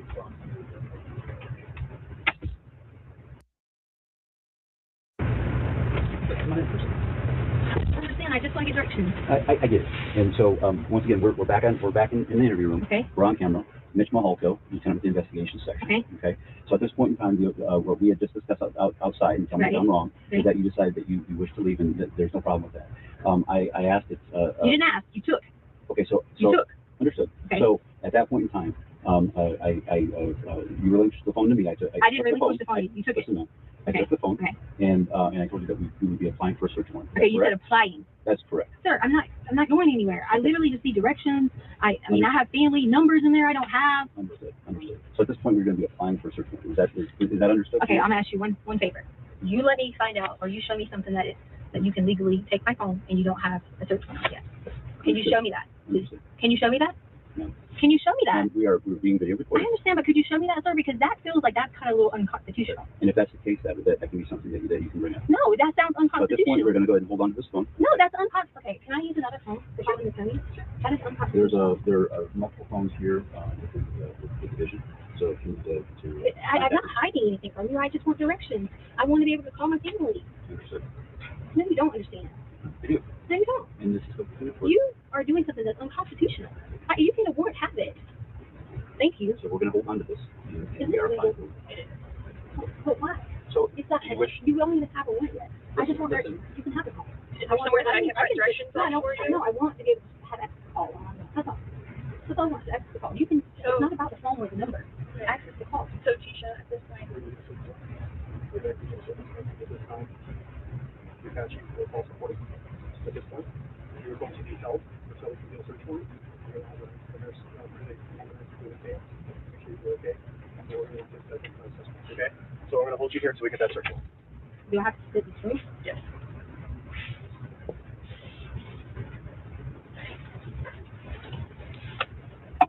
Do I have to like stay at the door? I mean, I've been shut up in here, ma'am, and I've been nothing but respectful to you. Sure, and I'm I mean, sir, can I speak to you too? I don't care that you had the phone. You took it out of my hand, and that was very disrespectful. If you would have just asked me for it, I would have given that to you. I would have said sure, but it was the way that you did it. Okay, so and then all I'm saying is, we'll have to be trapped in a room. okay. So Tisha, I understand that, and I hear what you're saying about feeling disrespected about the phone being taken, and that wasn't his intention to disrespect you. Okay. And I'm sure that. I'm not letting him speak right now, but I'm sure if I did, he would say that he is sorry for making you feel disrespected. That's fine. Okay. At this point, I'm being told that you have to stay, and this is where we have to keep you. Okay. This is going to be the most comfortable environment. Okay. Okay. There's a couch and whatever else. Our other interview room. What was he saying? I'm paying for what now? We're getting some search warrant. Oh, okay. You're going search warrant for phone. For you, For me, what does it mean? because you've given us multiple different stories. Oh, you talking about like the thing we talked about there? Yep. Oh, I was like, okay, I see what you're saying. I got you. Because at this point, you have evidence potentially on your body. I got you. Right? I'm sorry. I see what you're saying. Okay. Well, can I at least like go to the bathroom and like? No. Like all? Nothing. I can't pee. Nothing. Well, I can tell you that a forensic nurse examiner is Oh, accustomed to. So Hold on. Yeah. No, What- hold on. We're not telling you you can't go to the bathroom. Okay. What we're telling you is that you can't go into the bathroom. You know, I just told you And- that's where I had to go like Hold on. an hour ago. Hold on. And I've offered you the opportunity multiple times to go to the bathroom. I know, but I wanted it to. So, hold on. Okay. So here's the thing. Okay. You can take whatever you want from my body. Right. And we're not saying that you can't go urinate Okay. or defecate if that's Okay. what you need to do. Okay. What we're telling you that we can't allow to have happen is you go in there and get paper towels and begin wiping possible Well, evidence you wanna off watch of me? your body. Do you want to watch me? So we will get back with you and we'll get you to a bathroom in just a minute. Okay. Okay. So just have a seat for us and we'll be back with you. You can just watch me. What about like a colder drink or something? I don't know. A hot meal, food. Okay. So you need a colder bottle of water Or you just or a took my Gatorade? food. Are you taking my drink too? What in the world?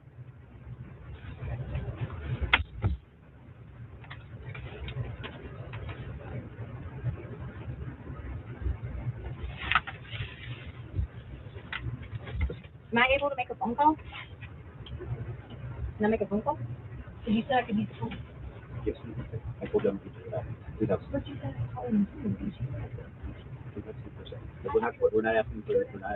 I'm not allowed to make a phone call. We're not I said I asking you- could have a right to. Tisha, okay, so some things have changed since I made that statement to you. What? Okay, and so that is, at this point in I time, just wanna know why you're no you- longer, please let me explain to you. Okay, sorry, I'm sorry.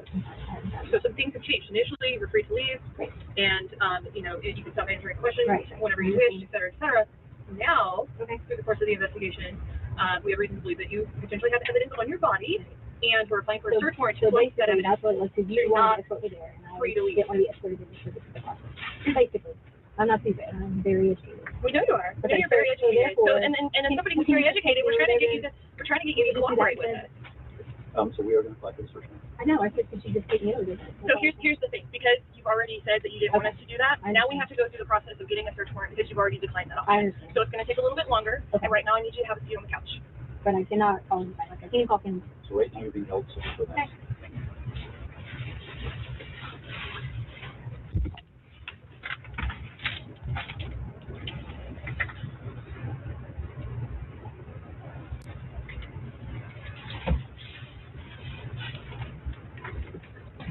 Can you do those questions then while I'm being held for the time, or you said something about you had questions? You've already asked for an attorney. No, I Out in the hallway, you said, do I need to call an attorney? I'd like to make a phone call and all that stuff. So here's the thing, I don't want to get into all of that. Any I'm other just getting questions? confused Because you've already said. I was saying call attorney to ask him this is, and I know, and not the thing against is, you. I do not want it to be misinterpreted in any way, shape, or form. Right. Okay? So we're gonna hold off right now. So you're saying you don't have those questions to ask me while we were Not at this point in time. Okay. Okay? If something changes, I will let you know. All right. Okay.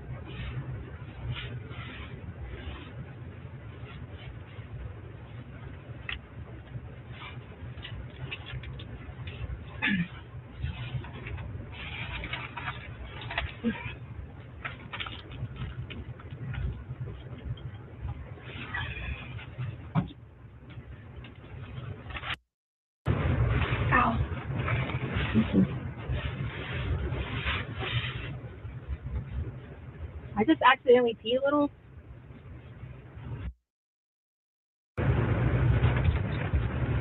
Hey, G.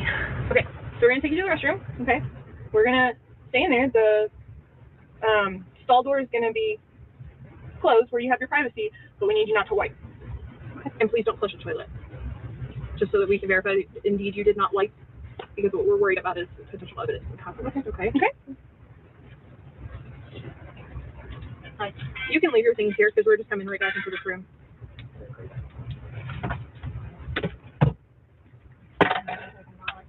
Area, huh? I'm sorry? I said I acted like I was in like some secure area that I was in.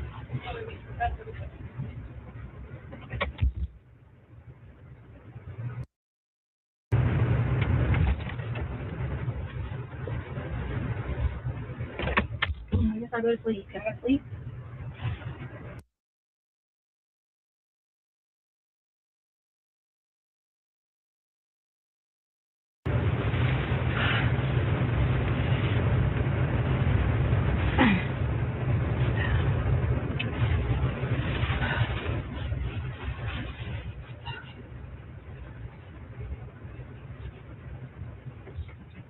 Easy.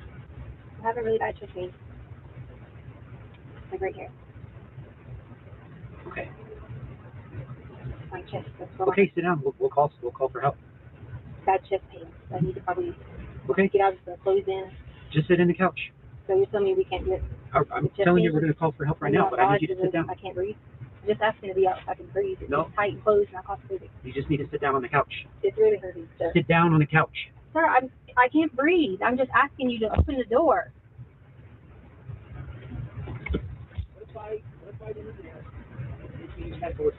Sir, I just want to breathe. I'm asking you to keep the door. That's all. It's No, claustrophobic. now we're gonna have to call you an ambulance because you said you got chest pain. I just told you I have chest pains. It's claustrophobic. I Okay, couldn't breathe. so we're gonna call you an ambulance. I asked for you to open the door. I just can't breathe. Well, you're being detained right now. So Okay, sit but down on the couch. I couldn't breathe. I just wanted the door open, and you refused that. That's all I asked for. Because you're being detained, and the door helps that. I'm okay. not going anywhere. So sit down on the couch. Can you just leave the door open so I can breathe? Sit down on the couch. gosh, I told y'all earlier I was claustrophobic and had really bad anxiety, and I take lorazepam for it. Yeah, well, And you're claustrophobic until. Excuse me, I take lorazepam every day, and if I don't take it, I could have a panic attack. I take it on panic attack. So you are misquoting what you heard, sir. Just said open the door. Okay, well, we're gonna have medical come check you out.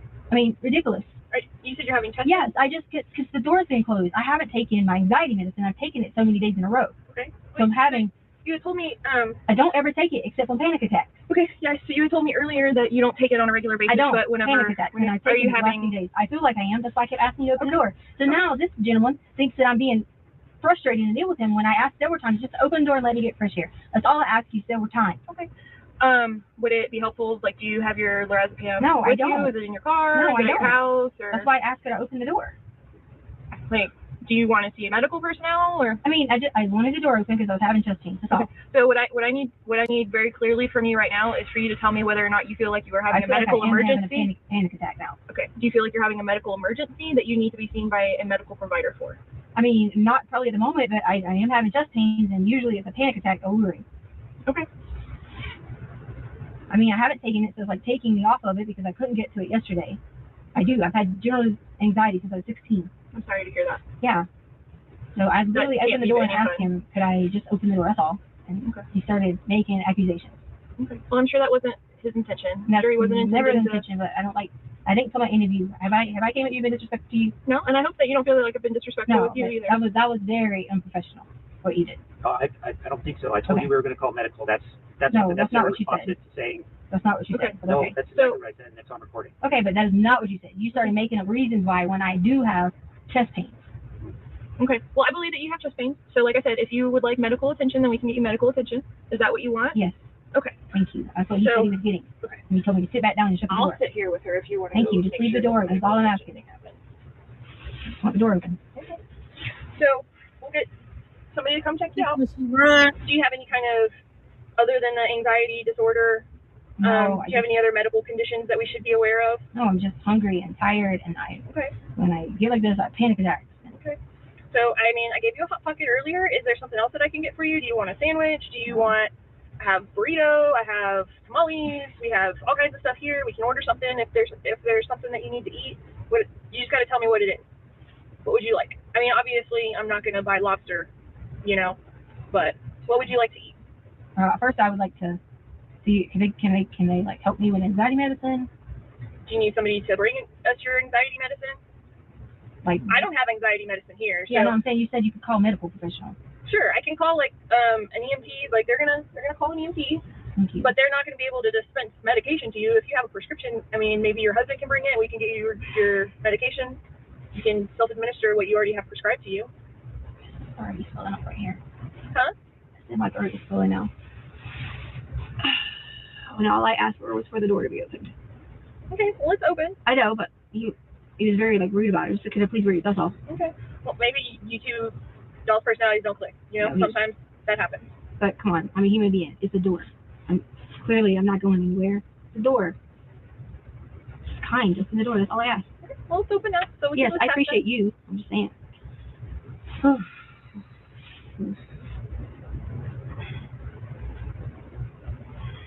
Do you know if there's anybody at your house that can bring your medication? Sorry. My medication is not at my house. It's probably because we have book bags, so yeah, it's probably in my book bag, which I put it at my friend's and right here. But I don't know the number because you guys took my phone.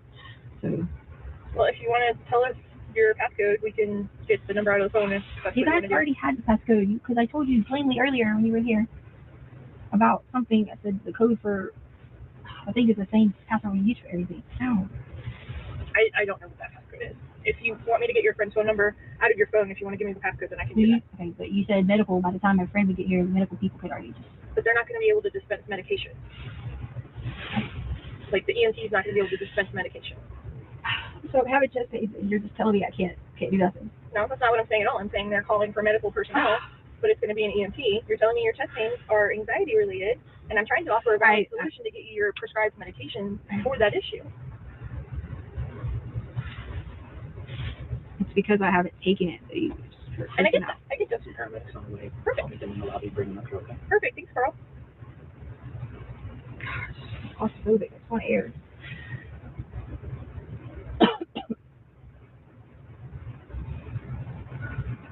Do you have any, like, I know some people, whenever they have anxiety attacks and stuff like that, they have like little like songs that they sing to themselves or things that they think about that kind of help calm their mind, calm their anxiety. Do you have anything like that? Maybe like a favorite vacation that you've been on?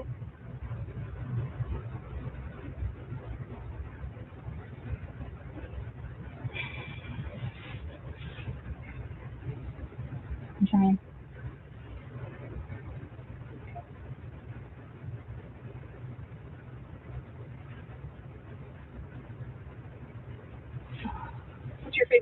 What's your favorite vacation you've ever been on? Probably Aruba. Aruba? What did you do while you were in Aruba? All right, gotta breathe. Sure.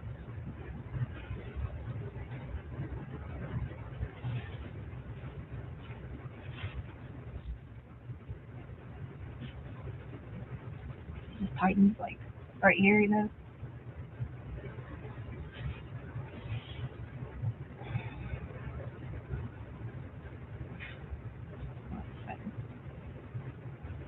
Thank you for opening the door. Absolutely.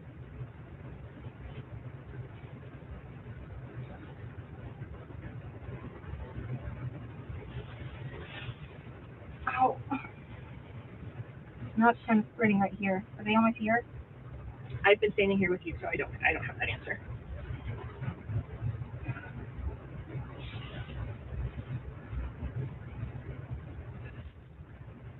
When was the last time you took your lorazepam? Just took it. I'm saying like you take that like that quality, that amount, you can't just not take it the next day. You have to like. Right. So I'm asking, when was the last time you took it? So I would have taken it yesterday. What's today? I think what is today? Today like is the day of the week. Wednesday.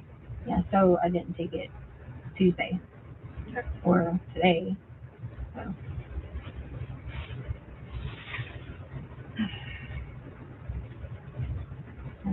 So shot.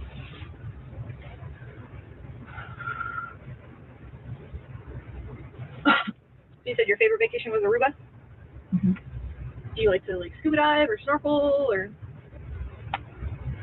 Sam, I'm being serious. I'm getting dizzy now. Okay, well, just lean back on the couch. You got like floating activities. Floating activities? Yeah. Oh. Yep, feel free to put your feet up, do what you need to do. And I don't care about y'all taking my, what you call it, swiping my thing as evidence. So don't think, because I know that's what I do. He yelled at me and said, because you're going to take it anyway and you can have it because that's important. But I really have a chest pain. I believe you. So my body is not it's everyday conditions, and I work out a lot. And gosh.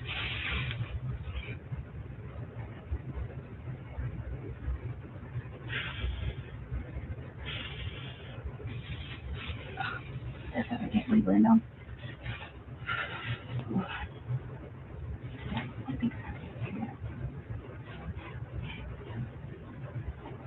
I took a Tylenol. That's why I stood up earlier. I took a Tylenol, and my throat started getting like a headache, and I felt a little bit of tightness. But sometimes I hope, you know. Sure.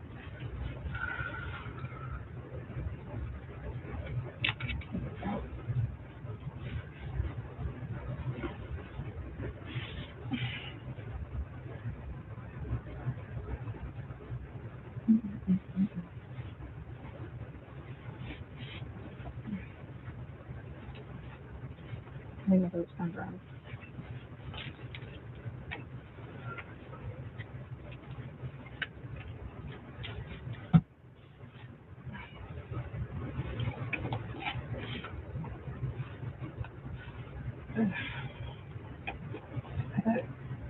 Like if I had like something, I asked him could I get something to read, and that might would help. Because you talked about focusing on the brain or something, I feel like that would help, you know. But he said I couldn't have anything to read. So. Remember how we talked about other questions to help the time pass? Can you give me like a minute? I can't hardly breathe.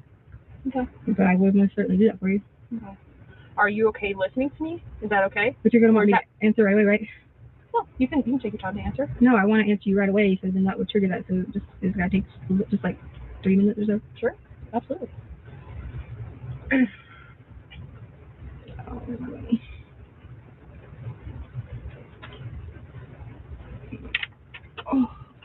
Oh, please don't close the door. Okay. This much, that's all. I just get tight again. It's hard to breathe in here. Why is it so like hard to breathe? These rooms get stuffy after a little bit. They do. They do. Yeah, I mean, we got one vent in here, so, you know.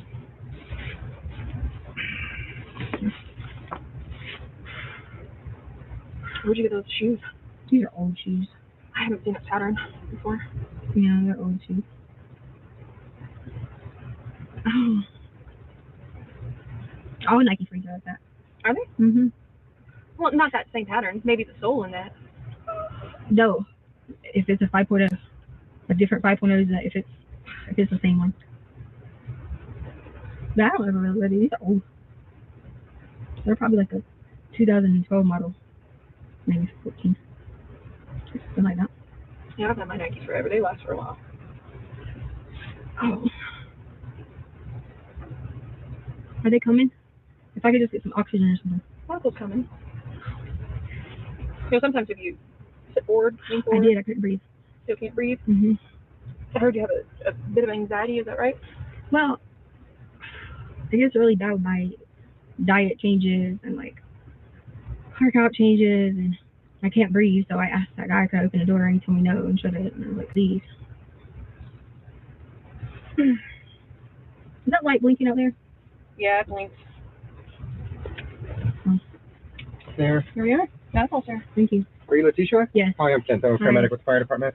What's going on? I have a little bit of chest pain, Okay. just like right here, and now I can't breathe. I just tried to get him to open the door so I could breathe, but Okay.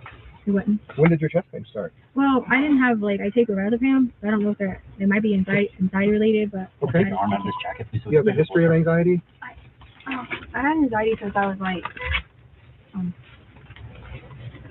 I was 16. Okay. And you just take the lorazepam as needed? Yeah. Okay. But I had taken it like a few days in a row, so Okay. without taking it, I feel like I'm being like You can lay back if you're more comfortable. You don't have to sit. queasy and sick. Okay. Do you currently have chest pain right now? Yep. What does it feel like? Telling you right now, it's going up more and more. What does it feel like? Is it a stabbing pain? Is it a pressure? So it's like pressure. Pressure. Okay. Are you nauseated? Yep. Abnormally short of breath? Well, I couldn't breathe in here, and I kept asking them to open the door so I could breathe. Okay. We're just going to check your heart, put some stickers on you, and take a picture of the electrical activity of your heart there. Do you have any other medical problems other than anxiety? Any other ones? Uh-huh. I mean, like dealing with that area in general. In general? Do you have any other medical problems like No, cancer, yeah, asthma, no. diabetes, Yeah, high like- blood pressure? Yeah, like asthma. You but have not- asthma? But not those other ones that you said. Do you have any other diagnosed medical history from a doctor? Oh, diagnosed, no. Okay. Do you take any medication every day other than the lorazepam we already talked about? Not every day, no. What other medicines do you take Sundays? I don't know what it's called. What is it for? Sleeping? Okay. Do you have any allergies to medications?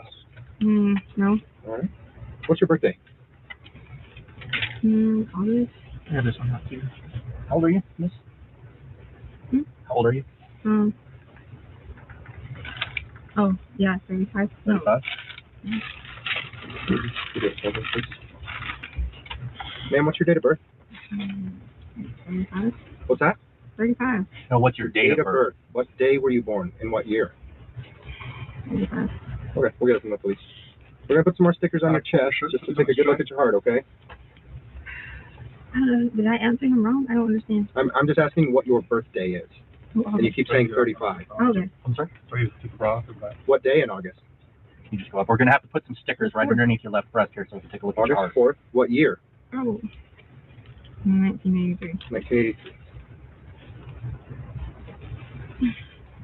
Ma'am, I didn't catch your name. Could you give me your name, please? Letecia. Can you spell Tisha, please? Give her information, first name, last name, so we can write down, please.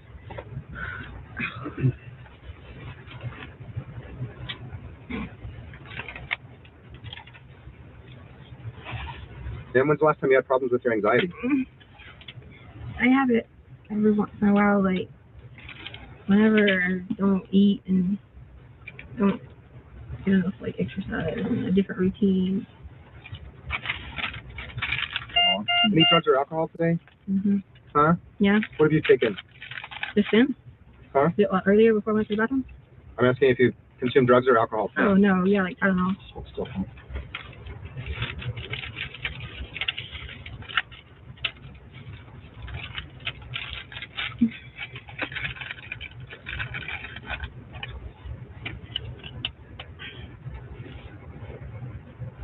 I get really dizzy. I do think so. It's a little bit dizzy. Your vital signs look good. I'm gonna take a look at your heart here, okay? Okay, cool.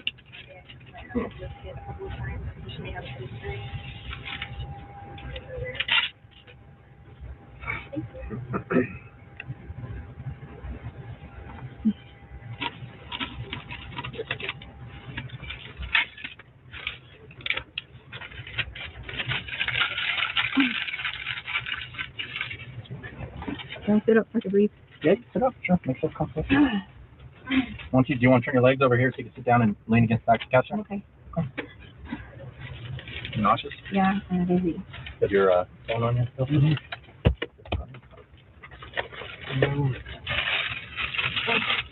Here's the. Thank you.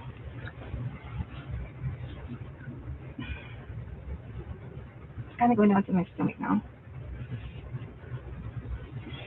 Like right here. My stomach. Okay, what two? Should be on. Okay.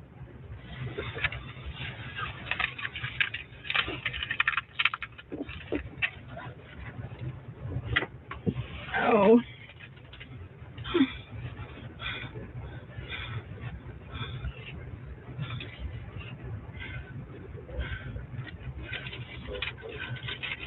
Can't really breathe here. You're getting enough oxygen? I know, but I feel like I can't hardly breathe. I just want to like, if you got, get like some oxygen, air. That's what I'm saying. You're getting enough oxygen. Right now, you need to control your breathing. Okay, So you need to slow your breathing down, okay? I'm trying. Because as you know with anxiety, if you start over breathing, then that can develop that chest pain. Okay, so that's probably what's going on here. I'm trying. Okay. I don't think that's gonna work. Let's try one more time. Let's turn it off and turn it back on. So right now the paramedics are discussing what they're looking at on the monitor. Okay. Just take a look at it. Right here. Yep, they're looking at it right now. Why am I doing this? I just am breathing. That's all. I'm sorry? I just am having breathing problems. That's all. Mm-hmm. Not Is it pretty consistent with your anxiety? Not like this. I don't need it. Yeah, I got it. Did you go? I'm sending it right now.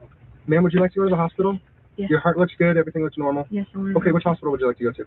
I mean, I don't even know where I'm at. Okay, you're downtown, so Memorial's the closest. Is that okay? Mm-hmm. Yes. All right, sounds good. I'll just pack all these stickers.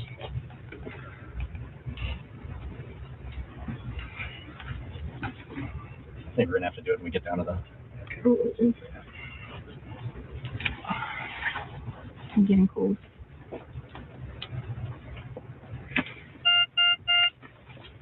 Okay, just hang tight there. If you feel like you're gonna get sick, then go ahead and hold on to this bag here. We're just gonna figure out what we got going on here.